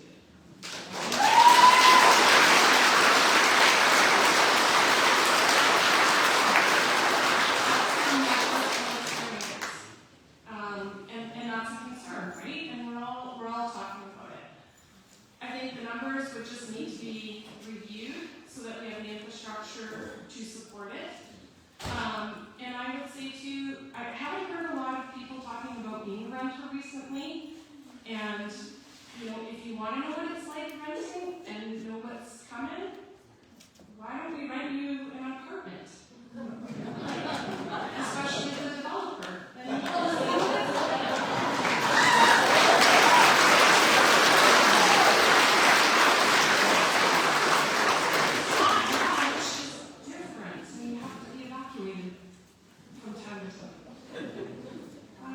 So I think that's all I wanted to say. I think everyone eloquently put it, and I just wanted to give my first-hand perspective with respect to the elements that everyone's talking about, and certainly the concerns of the underestimated people that will be coming to the community. It's a great community. Who doesn't want to live here? I understand probably the reason for it is to get more people here because it's so wonderful. But again, if we could just be thoughtful to make sure that we have all of the 3 things, the infrastructure, the services, and the well-being for everyone. Thank you.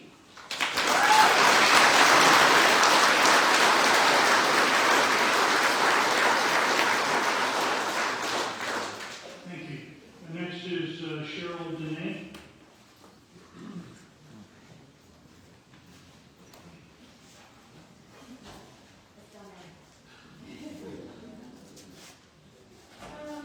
I really got to share similar concerns. But I want to thank you guys for taking the time to listen to everybody's concerns. I know it's hard to hear. Thank you to the developers for actually coming and listening.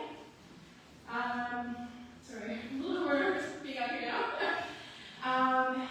Some of my concerns are on infrastructure, like what has already been spoken about. We already have issues with power and water with our current size. I know the developers believe that it's adequate, but we live here, we see that it's already not adequate. So now we're going to add more individuals. We're going to have further issues without looking into these. So please, if we continue with this, we need to assess our infrastructure and deal with our roads, deal with our power, water, sewer. These are pretty major issues that we have. I know that the apartments could be some great options for split families wanting to stay close together, retired families, but I think that there could be options that are more consistent with the character of a community. I think apartment buildings are just going to stick out like a sore thumb and it won't be a solid community any longer. I also wonder why it was wrong with the public consultation. I've been out here for about December 2014, I was out here and went to an existing home. I didn't add to the development, but I don't recall any rezoning information coming out. I may have missed it, but I do wonder where that consultation was.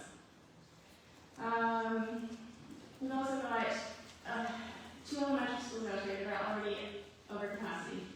We've been in high school since the parents of the students were in elementary school. I've been at 60% of the grade out, actually in Parkway City.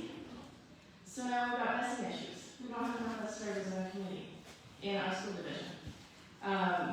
Unless we're going to fill these apartment buildings with bus drivers, how are we going to solve that?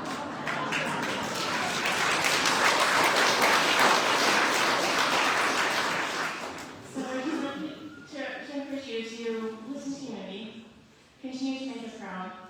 You've got a wonderful sign behind you that says community proud.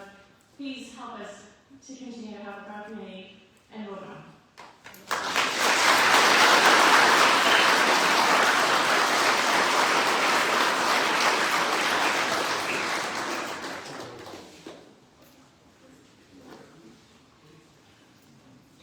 Probably not going to get this one right either. John Barrowby.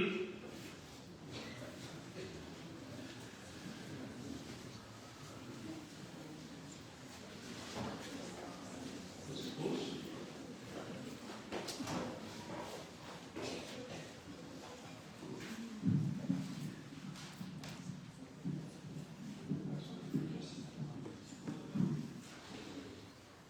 I'm John Harvey. I'm writing as a long-term, giving this as a long-term resident and deeply invested member of Edenwold Park community to express my opposition to the development of any high-density, multi-family housing units within our neighborhood. Edenwold Park has long been defined by its quiet, family-oriented, owner-occupied, single-family homes. This low-density character is not just a feature, it is a foundation of what makes our community desirable, stable, and safe. Introducing apartment-style housing threatens to irreversibly alter the character and livability of our neighborhood. It undermines the very qualities that current residents deliberately choose when they decide to make their homes here.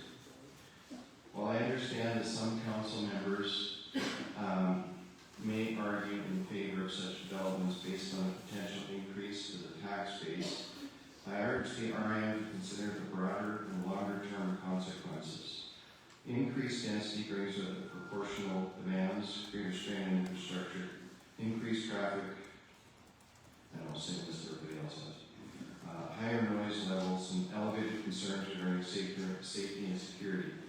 From what I understand, the cost of increasing policing, which sounds like it might be tough to get right away, and municipal services required to support high-density housing may in fact outweigh the tax revenue that it would generate, ultimately resulting in no need for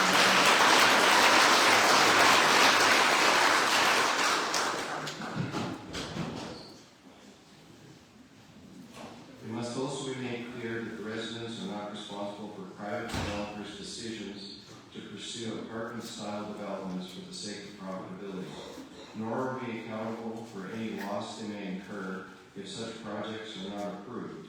The interest of developers cannot be placed above the needs, values, and long-term vision of the existing community.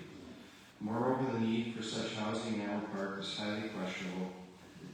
Again, I'm saying the same points, but adjacent areas such as developments near Costco already provide rental and multi-family options, and they're like 5 miles down the road, meeting regional demand on encroaching on the fabric of established single-family neighborhoods.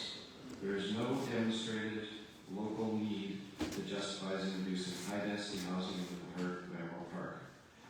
It is also important to highlight the clear sentiment among residents. I don't think there's too many opposing that statement here today. There's overwhelming community opposition to this kind of development. The role of the council should be to represent and safeguard the interests of the residents they serve, not to impose urban-style developments that are incompatible with the values and visions of the community. Edenwold Park is not a city suburb. It is a unique, rural-style, residential, single-family, owner-occupied area that must be protected. I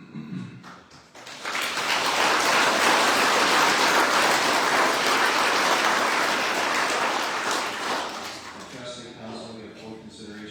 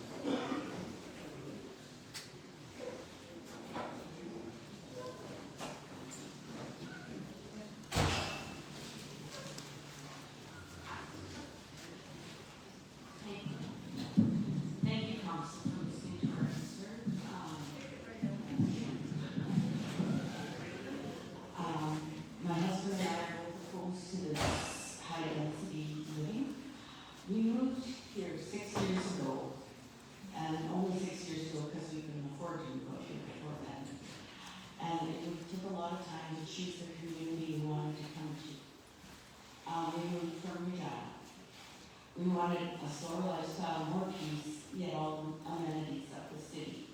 We liked that there was no high-density housing, single-family dwellings with yards, parks, and just enough retail. There are not sirens all the time, smelly air, and garbage laying around. I thought the point of Edenwold Park was single-family residential dwellings. When we were looking for a house, we looked at several of the communities around Regina. We seriously considered a home in another town, and that it was a beautiful home. And not that expensive, it was a kind of amazing. The one thing that held us back was the fact that it was right beside row housing. The backyard of this house was basically seen by everybody in the row housing. And these row houses, while new not too long ago, were starting to look run down, water stains and everything else, and not being maintained. Further on in our search, we were contacted by the realtor of that house and asked to make an offer, whatever we wanted to offer. So the house was already at a discounted price, and it was sad to hear they were having so much trouble selling. I'm convinced that was directly a result of the high-density housing right around it. So I'm pretty sure a decrease in property values will happen, which is kind of not the main point of this, but it is a point. A lot of my issues were the same. The infrastructure. This last storm, that little, I don't know if it's a pump house generator station, they were there for 48 hours trying to deal with all the water. And what is a high-density housing close to here going to do with that when a storm happens? Also the parking, 1.4 vehicles, or we're saying after that second vehicle going. Probably on the road, there'll be road parking. That's going to affect garbage, that's going to affect snow removal, it'll affect safety.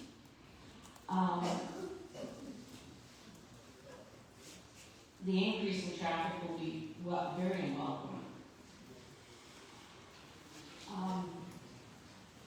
It sounds like the original intent of these units was for seniors who wanted to downsize and stay in that community. I do not know any seniors who want to move into a rental with no garage, 3 stories of stairs, and no ways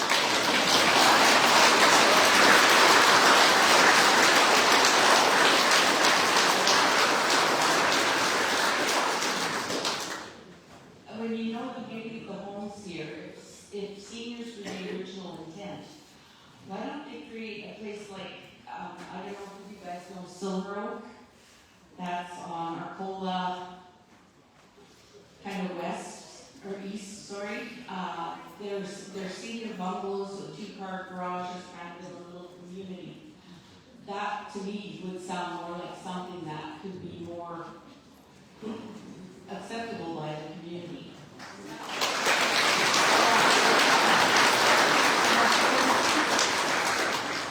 People do want to downsize and they want to travel and go places, and if they had a smaller footprint in the house, but with all the comforts that they're used to, I think that is a better option than high-density housing. We live that life in Regina, we don't want it out here. Thank you.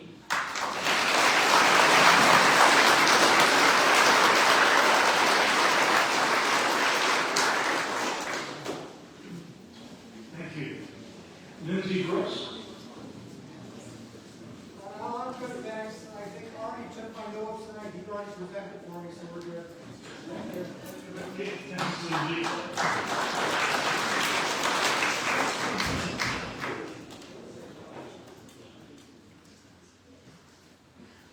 Trevor Silter.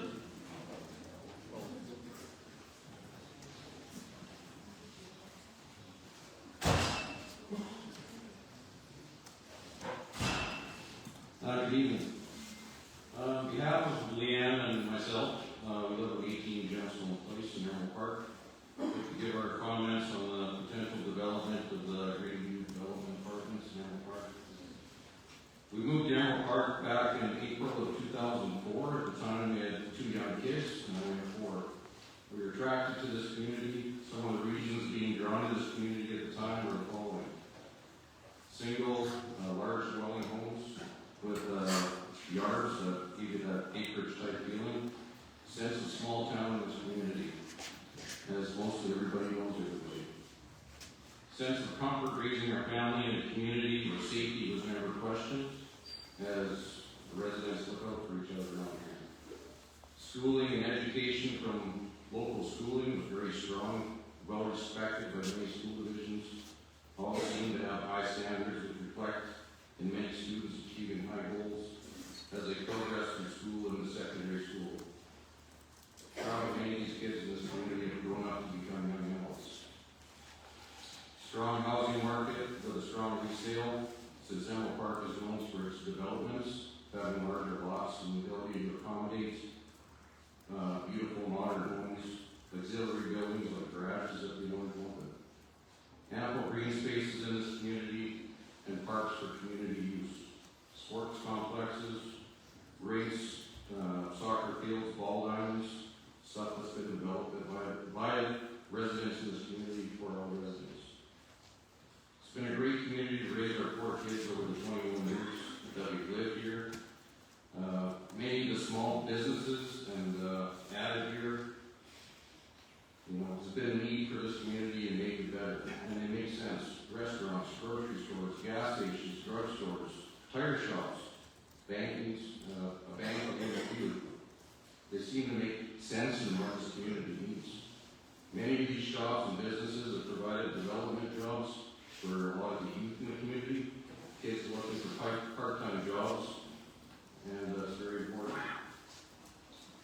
We are strongly opposed to the development of the Greenview apartment complex being proposed in Emerald Park. I really don't think it's required, and it'll change the identity of our community.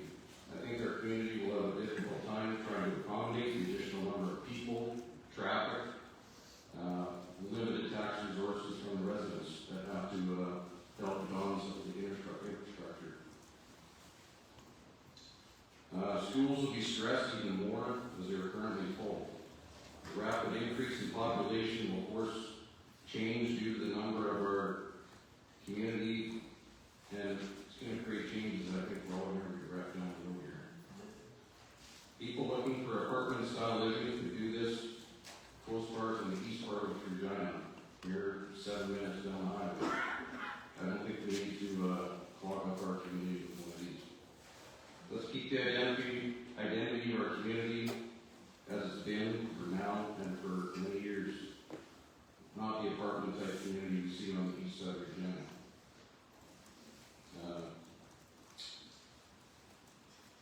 Some developer trying to make some money at the expense of what we've all known and liked about this community.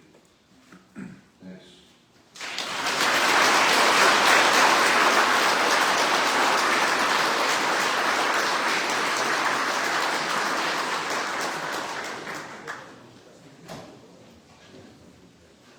Krista Weber. Krista's my neighbor. She can't be here today, but she asked if I could read her letter on her behalf, so that's okay. Dear councilors, writing as a proud and committed residents of Emerald Park to express the strong opposition of this discretionary use application for the approval of the October 22nd, 2025 regarding the proposed Greenview Apartments development on Great Plains Road. This high-density rental complex, Phase 1, alone proposing 177 units and potentially introducing upwards of 650 new residents, represents a drastic and disproportionate impact on the Emerald Park community. With a current population of 1,553 in the 2021 census, this development would increase our population by nearly 50%. A change that is isolated to Emerald Park and not shared across the RM other divisions. Emerald Park residents make up over 35% of the RM's population and contribute to even a greater share of the RM's income tax base, including residential and commercial property taxes, utility fees, and business licensing. To approve a development of this significant alters the character and infrastructure demands of this community. Without broader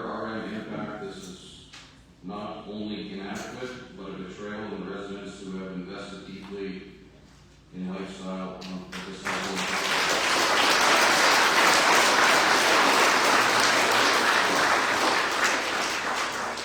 Our key concerns are as follows. Number one, infrastructure limitations. The RM's current infrastructure is not equipped to handle such a rapid population increase. Water, sewage, waste management, road systems will be strained with no clear plan that's been presented to address these deficiencies. Number two, traffic and safety hazards. The proposed site is located on a high traffic zone near the primary entrance to Emerald Park, adjacent to the RCP detachment and within walking distance of the major daycare center, community center, skating rink, and public park. These are areas where young children and families regularly gather, and increased traffic volumes pose a serious safety risk. This is not just a traffic issue, but public safety liability that could have tragic consequences. Additionally, the intersection coming off the highway near Great Plains Road is already a dangerous high accident zone. A recent incident involved a vehicle crashing into the Ice House liquor store building highlighted the severity of this risk. During peak hour traffic, such as after work, vehicles traveling east and west are frequently backed up to the stop sign, wait for a continuous stream of cars exiting the highway. The congestion and lack of safe traffic flow make this location highly unsuitable for a high-density residential development. Economic demographic shifts and crime risk. Number three, high-density rental housing with increased affordability may shift the economic demographic of Emerald Park, potentially leading to higher crime rates, business security concerns, and a decline of community cohesion. This undermines the very qualities of privacy, safety, neighborhood trust that attract residents to invest in homes valued well above $500,000, $500,000. Many of which are located in large lots that offer space, quiet, and a sense of being quiet. The introduction of high-density living strengthens this balance and risk erodes the lifestyles of current residents that have worked hard to attain this type of lifestyle. Number four, community identity and property values. Emerald Park is known for its low-density, high-orientated, or family-orientated lifestyles. Large lots, quiet streets. Introducing high-density rental housing threatens the identity and will likely deter future investment, decrease property values, and erode the appeal of living in our dear Emerald Park. Number five, disproportionate impact to the RM's core tax base. Divisions 3 and 7, which include Emerald Park, represent the largest residential tax base in the RM. When combined with Division 2, this includes significant commercial development. These three divisions together form the largest commercial tax base in the municipality. Alienating the residents and businesses in the division risk long-term financial and reputational damage to the RM itself.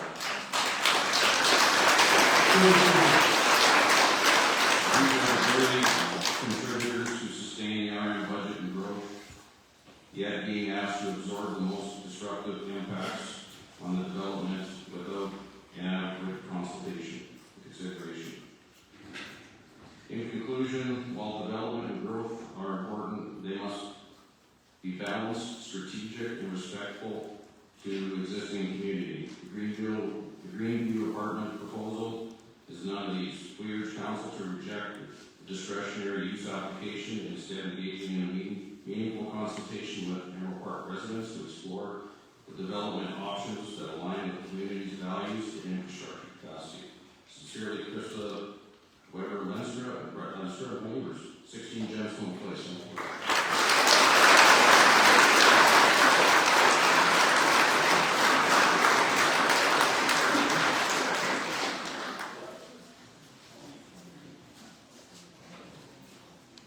Sorry, I can't make up the last name. Kenda?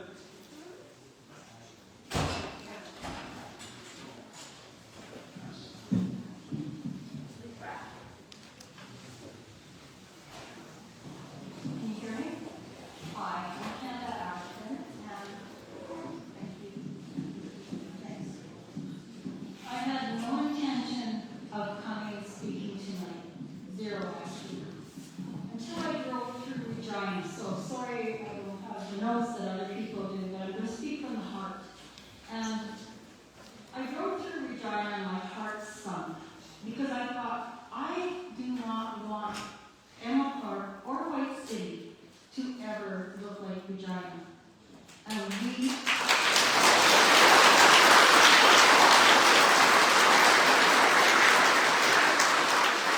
drove by a beautiful restaurant on Victoria Avenue where there were drug addicts doing crime right on where the plane is on Gulfs. This is something you see when you drive through Regina. I grew up in the core area. I grew up on 941 Ray Street. None of you even walk on that street. But I worked hard, my husband worked hard, we raised our kids out here. I had a dream, we moved to Regina Beach, Buena Vista, and I came back home, which is Edenwold Park.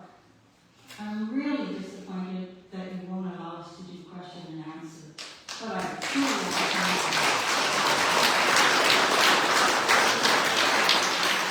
My husband had a heart attack when we lived at the beach, so we decided we had to move closer to the city.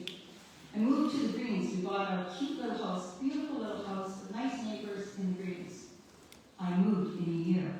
I took a loss of $20,000 on my house because I wanted out.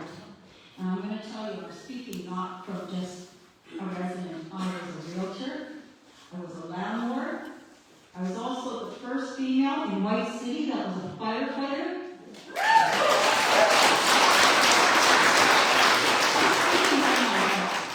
And I want you to know, this is a beautiful community. Please, please don't let it get ruined. We got something special here. Wake up! We got something really special.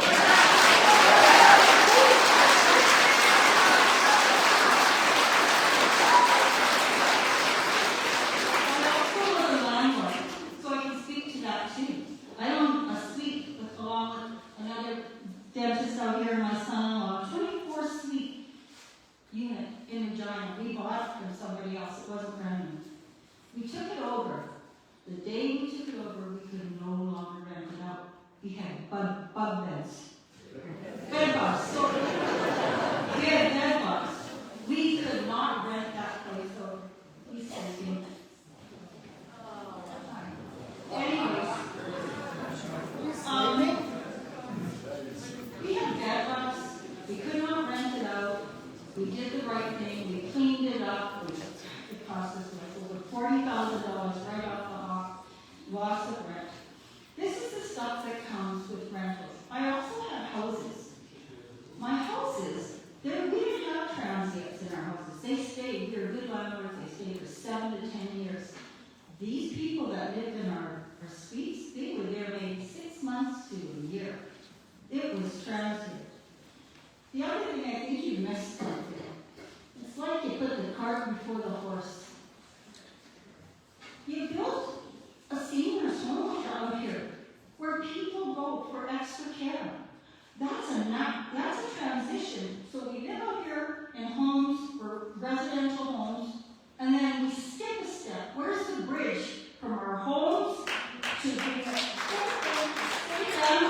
a place I said, you think I'm going to go into an apartment? None of you will, I bet either.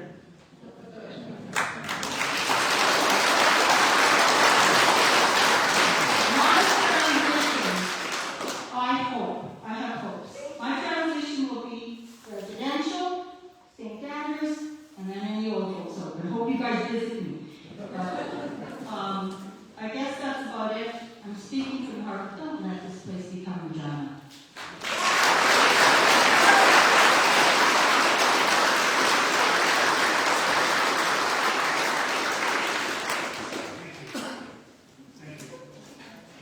Michelle Bruce.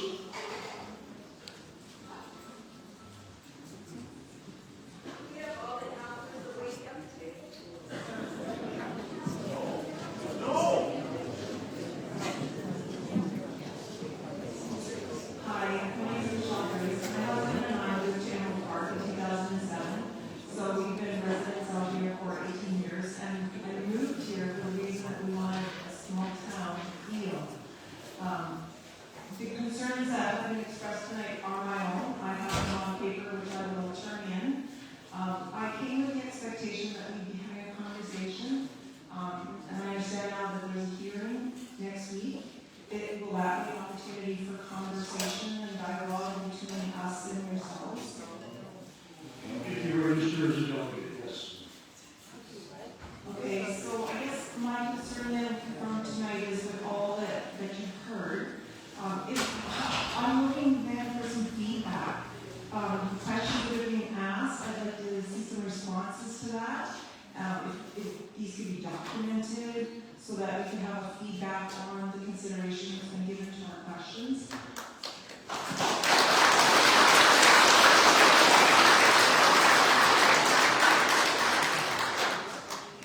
And so just to conclude, because as I said, all the points have been made already tonight. My opinion and my request is that this discretionary use should not proceed until questions that have been posed by representatives of our community here tonight have been addressed, that the responses and proposed resolutions are provided to us, the residents of Edenwold Park and the Arm of Edenwold, and that further consultation to determine the will of voting residents of the Arm of Edenwold.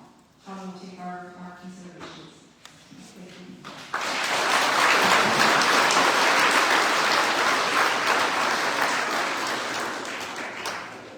Thank you.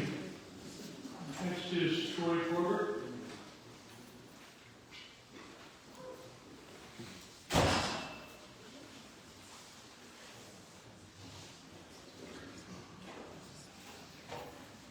Well, good evening. I appreciate the opportunity to speak to you here today. And I appreciate everybody sticking around here. I know a lot of you left. I promise you that this will be worth the price of admission. I feel as though I'm going to speak on 5 things that I feel somewhat qualified to speak on. And that's health and safety, traffic safety, transportation, utilities and infrastructure, rental properties, law enforcement,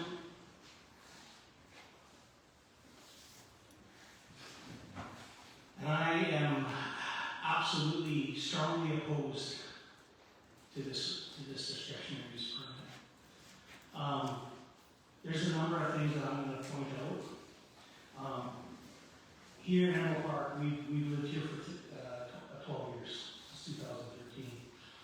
And one thing that's true is population increases in suburbs lead to negative impacts on the people that live there. Strain on infrastructure, environmental damage. These changes also result in higher costs, higher housing costs, increased congestion, and greater demand on public services that ultimately affect, the community's character and the overall quality of life that we enjoy together. Some facts in the matter here. Saskatchewan has the highest crime severity index in Canada.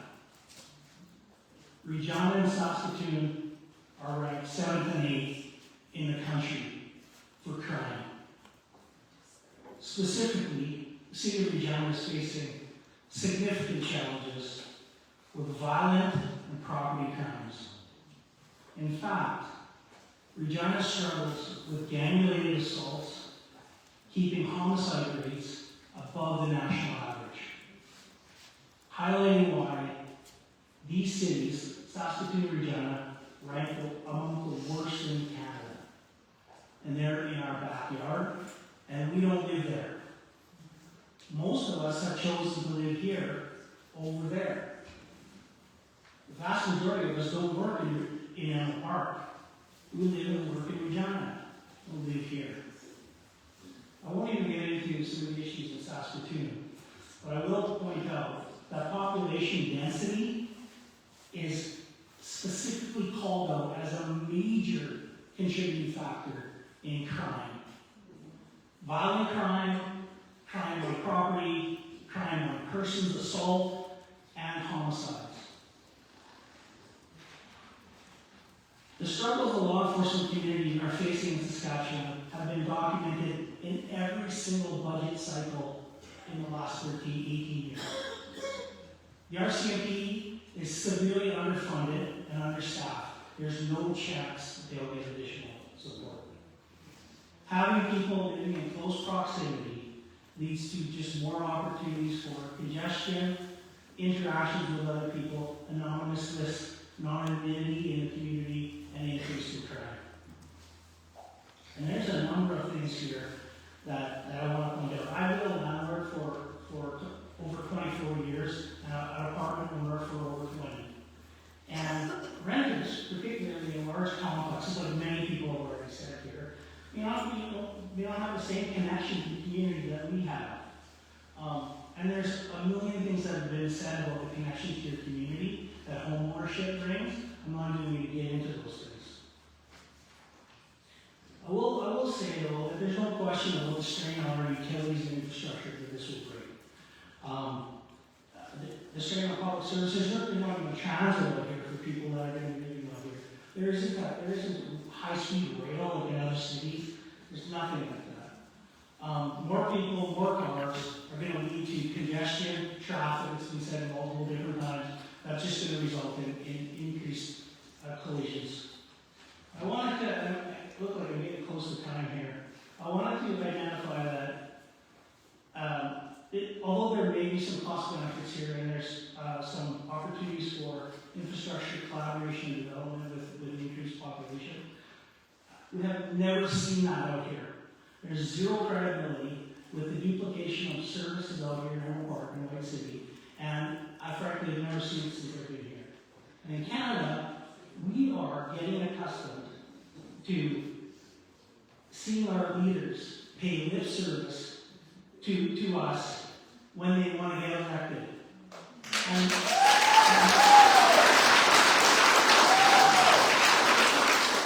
And more than one of you came to my house and sat in my living room and told me that you listened to me. All I am asking is that in a democracy, if you don't take something to a vote, you listen to us as ratepayers, and you listen to us with respect. You listen to our opinions. And I know high density has become the holy grail of urbanization. From creating basement suites and apartments above your garage for your grandma, and all of these things. And there's no end to the amount of encouraging articles about how high density encourages economic development. But your time is up. Okay. I will say this though, what those articles don't talk about is the crime, the noise, the pollution, and the garbage, and the problems associated with that high density housing.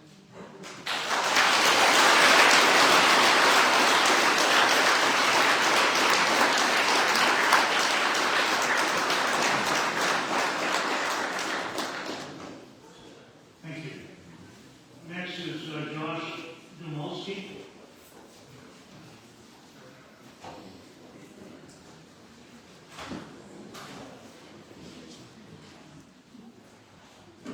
Good evening, Council. Thank you for the opportunity here to meet you tonight. If you've ever wondered what the definition of community is, here it is.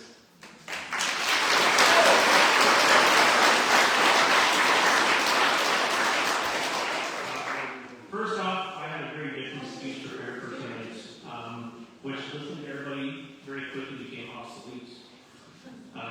Certainly we've all heard more than enough evidence to simply show why this application for this development should be denied. I was in Edenwold Park over a year ago for exactly the reason that this room is still up tonight.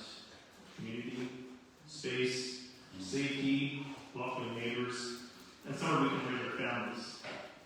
I have family that has lived here for almost a decade, and which upon many visits to this community myself, I now call home. I was thinking as a professional engineer working in this province, we focus on sustainability, data-driven decisions, and appropriate considerations being given. Does this room or council know what the number one oath engineers make in our profession? It is to safeguard the public, its safety, and its sustainability. Frankly, what I see happening here tonight is anything but.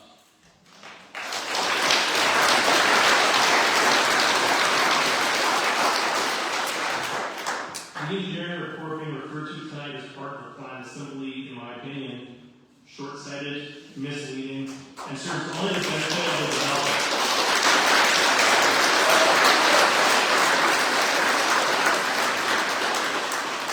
I worked for my share of assessments and feasibility studies over my 17 years in my profession, and from my perspective, this community deserves an unbiased and accurate professional engineering review with the real community in mind, its infrastructure, and long-term sustainability.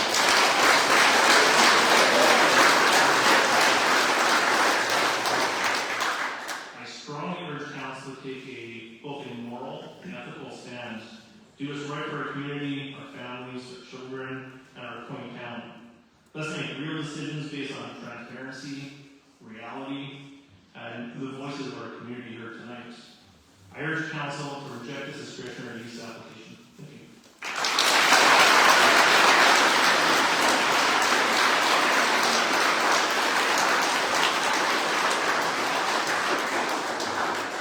Thank you. Kara Moore.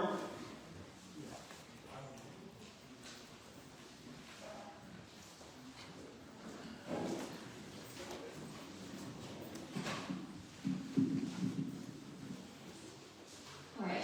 Good evening, members of council and fellow residents. My name is Karen Moore, and I'm here to express my strong opposition to the proposed green apartment buildings. As outlined in the Saskatchewan Municipalities Act, municipalities are responsible for providing good government, maintaining safe and viable communities, and ensuring wise stewardship of public assets. These principles must guide every development decision. The Green City project is neither necessary nor desirable for Edenwold Park. It would dramatically increase our population overnight. This dramatic shift towards a transient population would fundamentally change the character of our community, which is built on single-family homes, spacious lots, and a strong sense of safety and belonging. I've seen firsthand what happens when high-density rental developments are introduced too quickly without proper considerations. In 2009, I bought my first home in Regina's Lakeridge neighborhood. It was safe and a close-knit community until high-density rentals were built. Crime surged, cars were broken into, homes were broken into, graffiti spread everywhere, drug activity increased, right across from my front door even, and businesses had to hire security. One night, I came home to find the SWAT team had blocked off my street, and that was a real icing on the cake for me. So I worked very hard to leave that environment and chose Edenwold Park for its safety and small town feel. Being from a small town myself, I found that very valuable part of this community. Here I can walk my dog again at night without fear. I see kids playing outside like I used to when I was growing up in my small town, and that's something that's become rare in urban areas, and I think that's something to be really treasured here.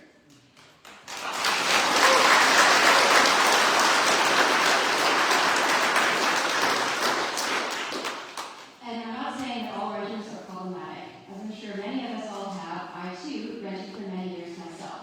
But my experiences in renting in Regina were deeply unsettling. I had drug dealers, I had people making crack in the apartment next to me, and I was stalked. Like, I could go on and on about the issues I had in renting. It was absolutely terrifying, and that's not everybody, but it does bring major concerns for safety, especially for single women.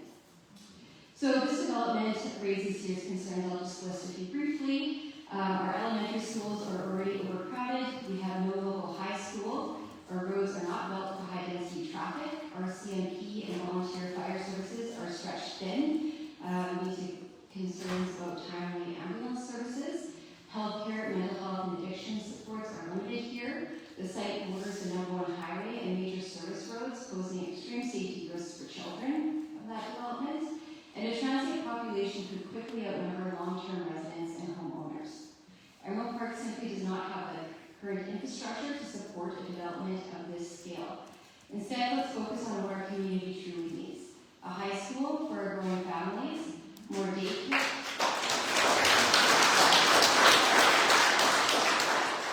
more daycares to support working parents, a primary health care center in partnership with SHA and the Ministry of Health, accessible bungalow retirement units with age restrictions so older residents can age in place safely in the community that they have grown to love. These are the kind of developments that strengthen communities not support the Greensview apartment buildings. The city-scale development is beyond our means and threatens the safety, character, and sustainability of our community. Municipal governments are in a unique position. They have the most direct impact on our daily lives. And tonight, I urge you to listen to the voices of community members that you were elected to represent.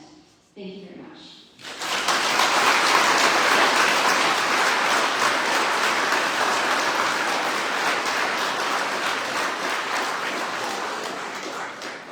Thank you.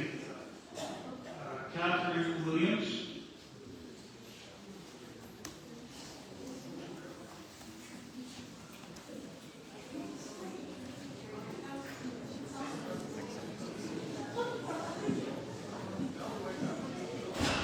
Hello. I wasn't planning on speaking tonight, but I just wanted to share my experience. So I've been in Edenwold Park for 4 years. Before that, I lived in a good area in Regina. I was a homemaker for 14 years. The house next to me was a rental, and everything was fine when a nice elderly couple lived there. But it soon went downhill. And so I just worried, even though this is just a house, it's not a multi-level rental facility, but I think of how much more the problems could be amplified. So once this lovely couple left, over and over, we saw multiple families move in, several families at a time, tons of garbage, sketchy people coming and going. The police were called several times. In fact, one Saturday morning at 8 a.m. after going for a run, I came home and there was 4 police cars outside my house making an arrest for the person next door. It was no longer safe. There's also lots of drugs going on. So yeah, I searched and found Edenwold Park and immediately fell in love with it. And I moved here for all the same reasons that have already been said. Never in my life have I felt as safe as I have here. My children can go out for bike rides. I don't have to worry. But I do worry with this complex coming. It's very concerning for all the reasons that have already been said. And I would just hate to see Edenwold Park turn into giant. Thank you.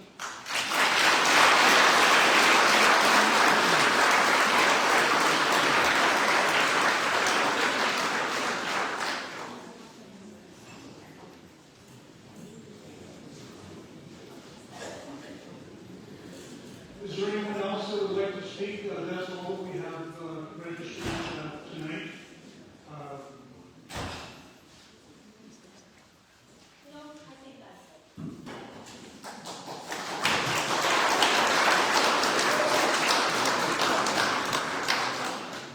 I know some of you guys know me. I've been 39 years in the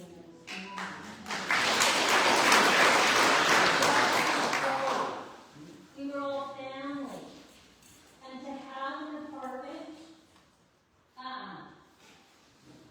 what are we going to do? Sure, our council members, a lot of you are from the area.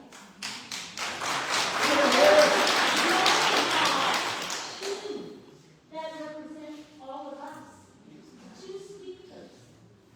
And so some of you I've talked to that are council members that are from the rural and are saying, you know what? My parents want to get off the farm. I want to move. They want to move to an apartment. Is it a seniors apartment? Are you going to see seniors in there? We can have multi-families, right? And it's not going to be not one household. My sister looks after your apartment block. And you know what? It's supposed to be for one single family. You know how many are in there? 4, 5, 10. Because they can't afford the rent. I've heard from a lot of people, you know what? I can't afford the rent. I work at Dollarama. But are you going to afford their rent? How much is the rent? I asked some of the members. $2,200 maybe for 2 bedrooms. Are they going to afford it? No.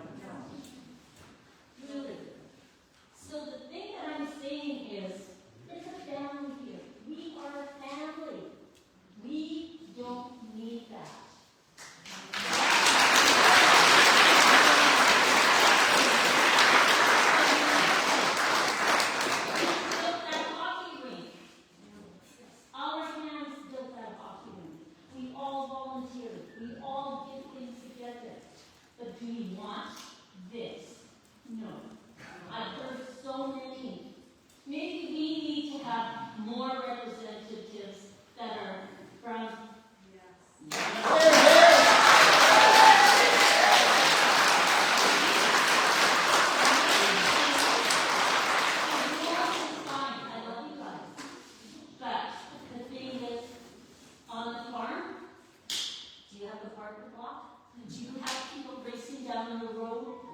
Do you have people stealing stuff left and right? That could happen. And should we have that? Maybe what we need is more representatives from the art, from us and our art, because we have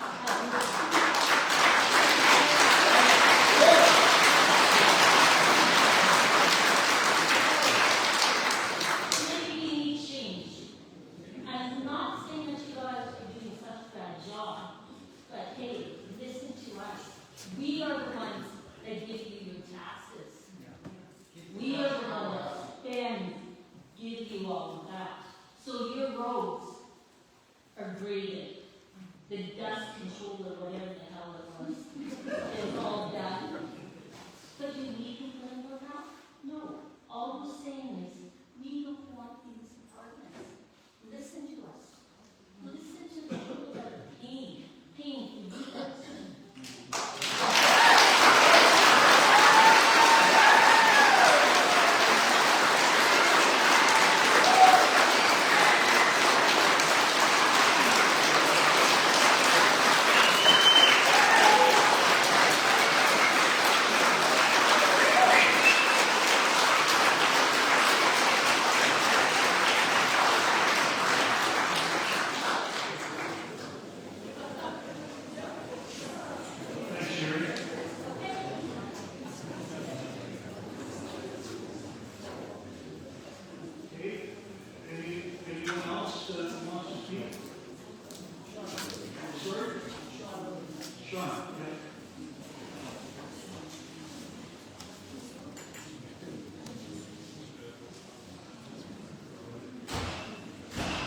Thanks for bringing me.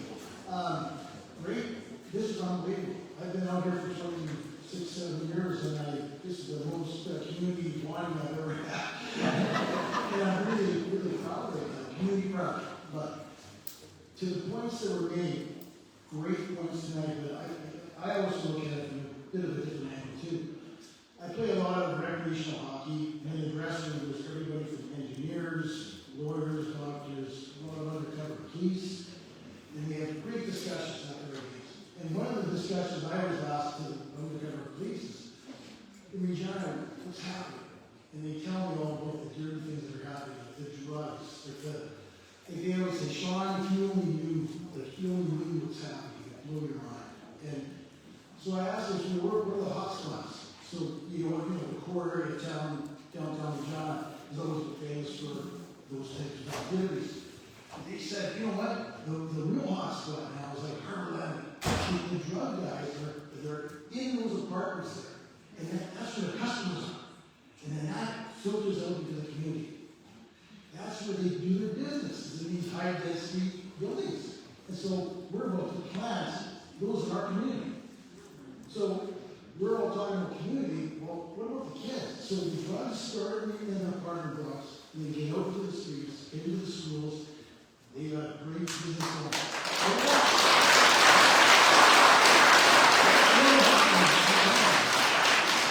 Recently, I just got in Montana, and in some of the towns, as you look at these small towns, they have huge signs. Do not allow drugs in our town, because these towns are just destroyed. Honest to God, they're destroyed. The drug guys, the Hells Angels, and whatever else, do you think they give a crap about us? They don't care. We're just like the wallet to give them money. And I'm telling you, these apartments, the pictures and the brochures, all look so wonderful. But that's not what happens. We all know, we've had some examples tonight. It starts off good, then the turnover starts, and the next thing you know, we have a situation. And that's what I think is going to happen. So I'm really against this. My neighbors, we've talked about it lots. I just want to make my point. The infrastructure is one thing, but I'm really worried about the kids. What will happen over time.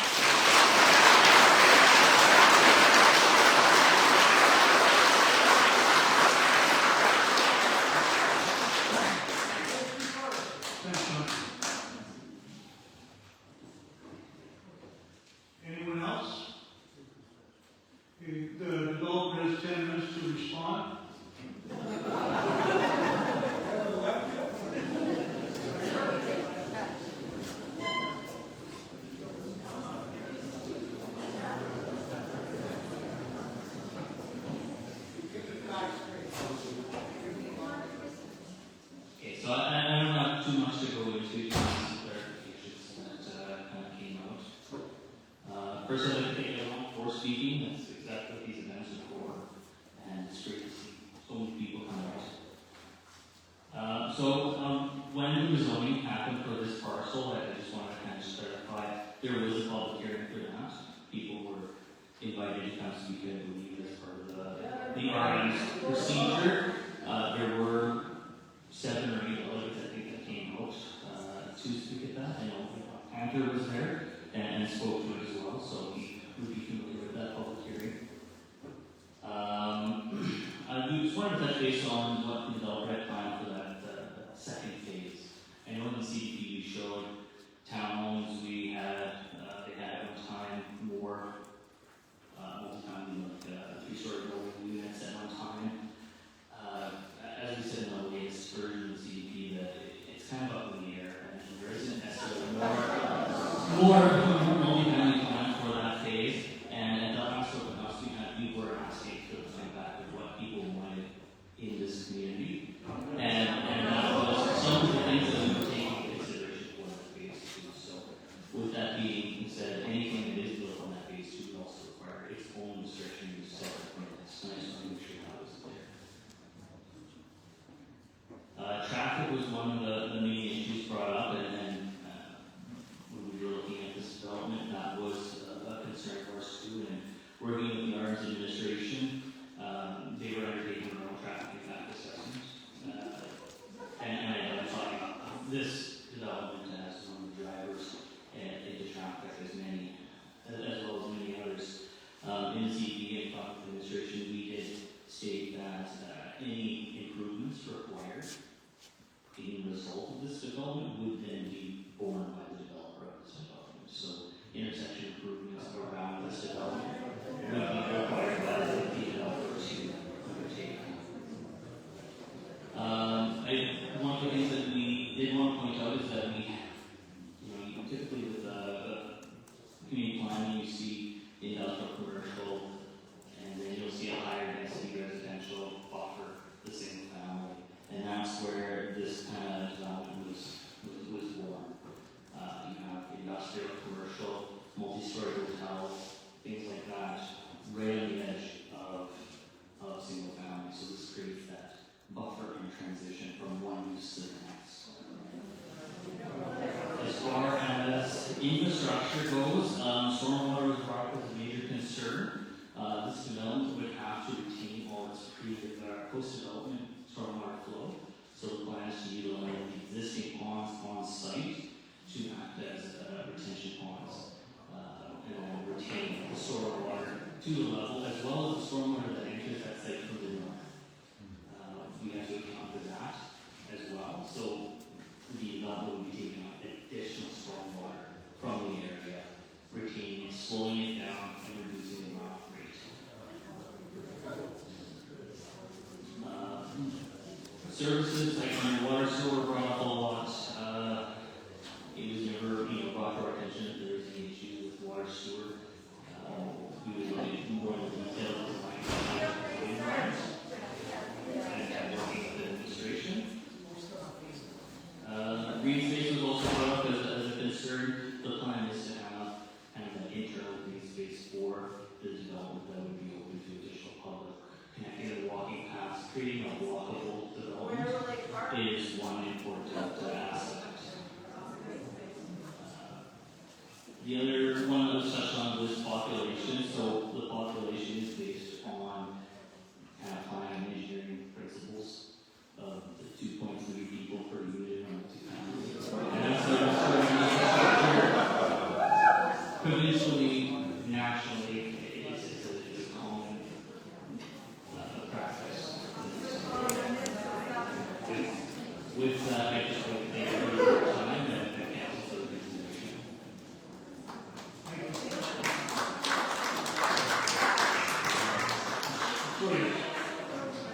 After the meeting, you can ask me whatever questions you have. Yes, do it.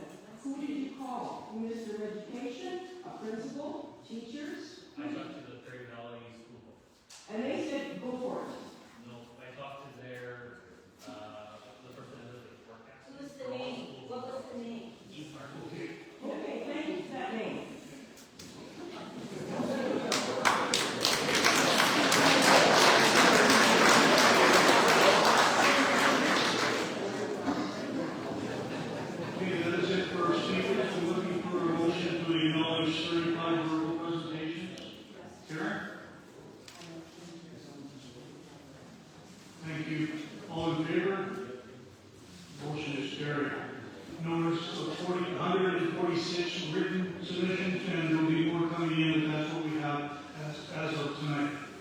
So, motion to accept 146 written.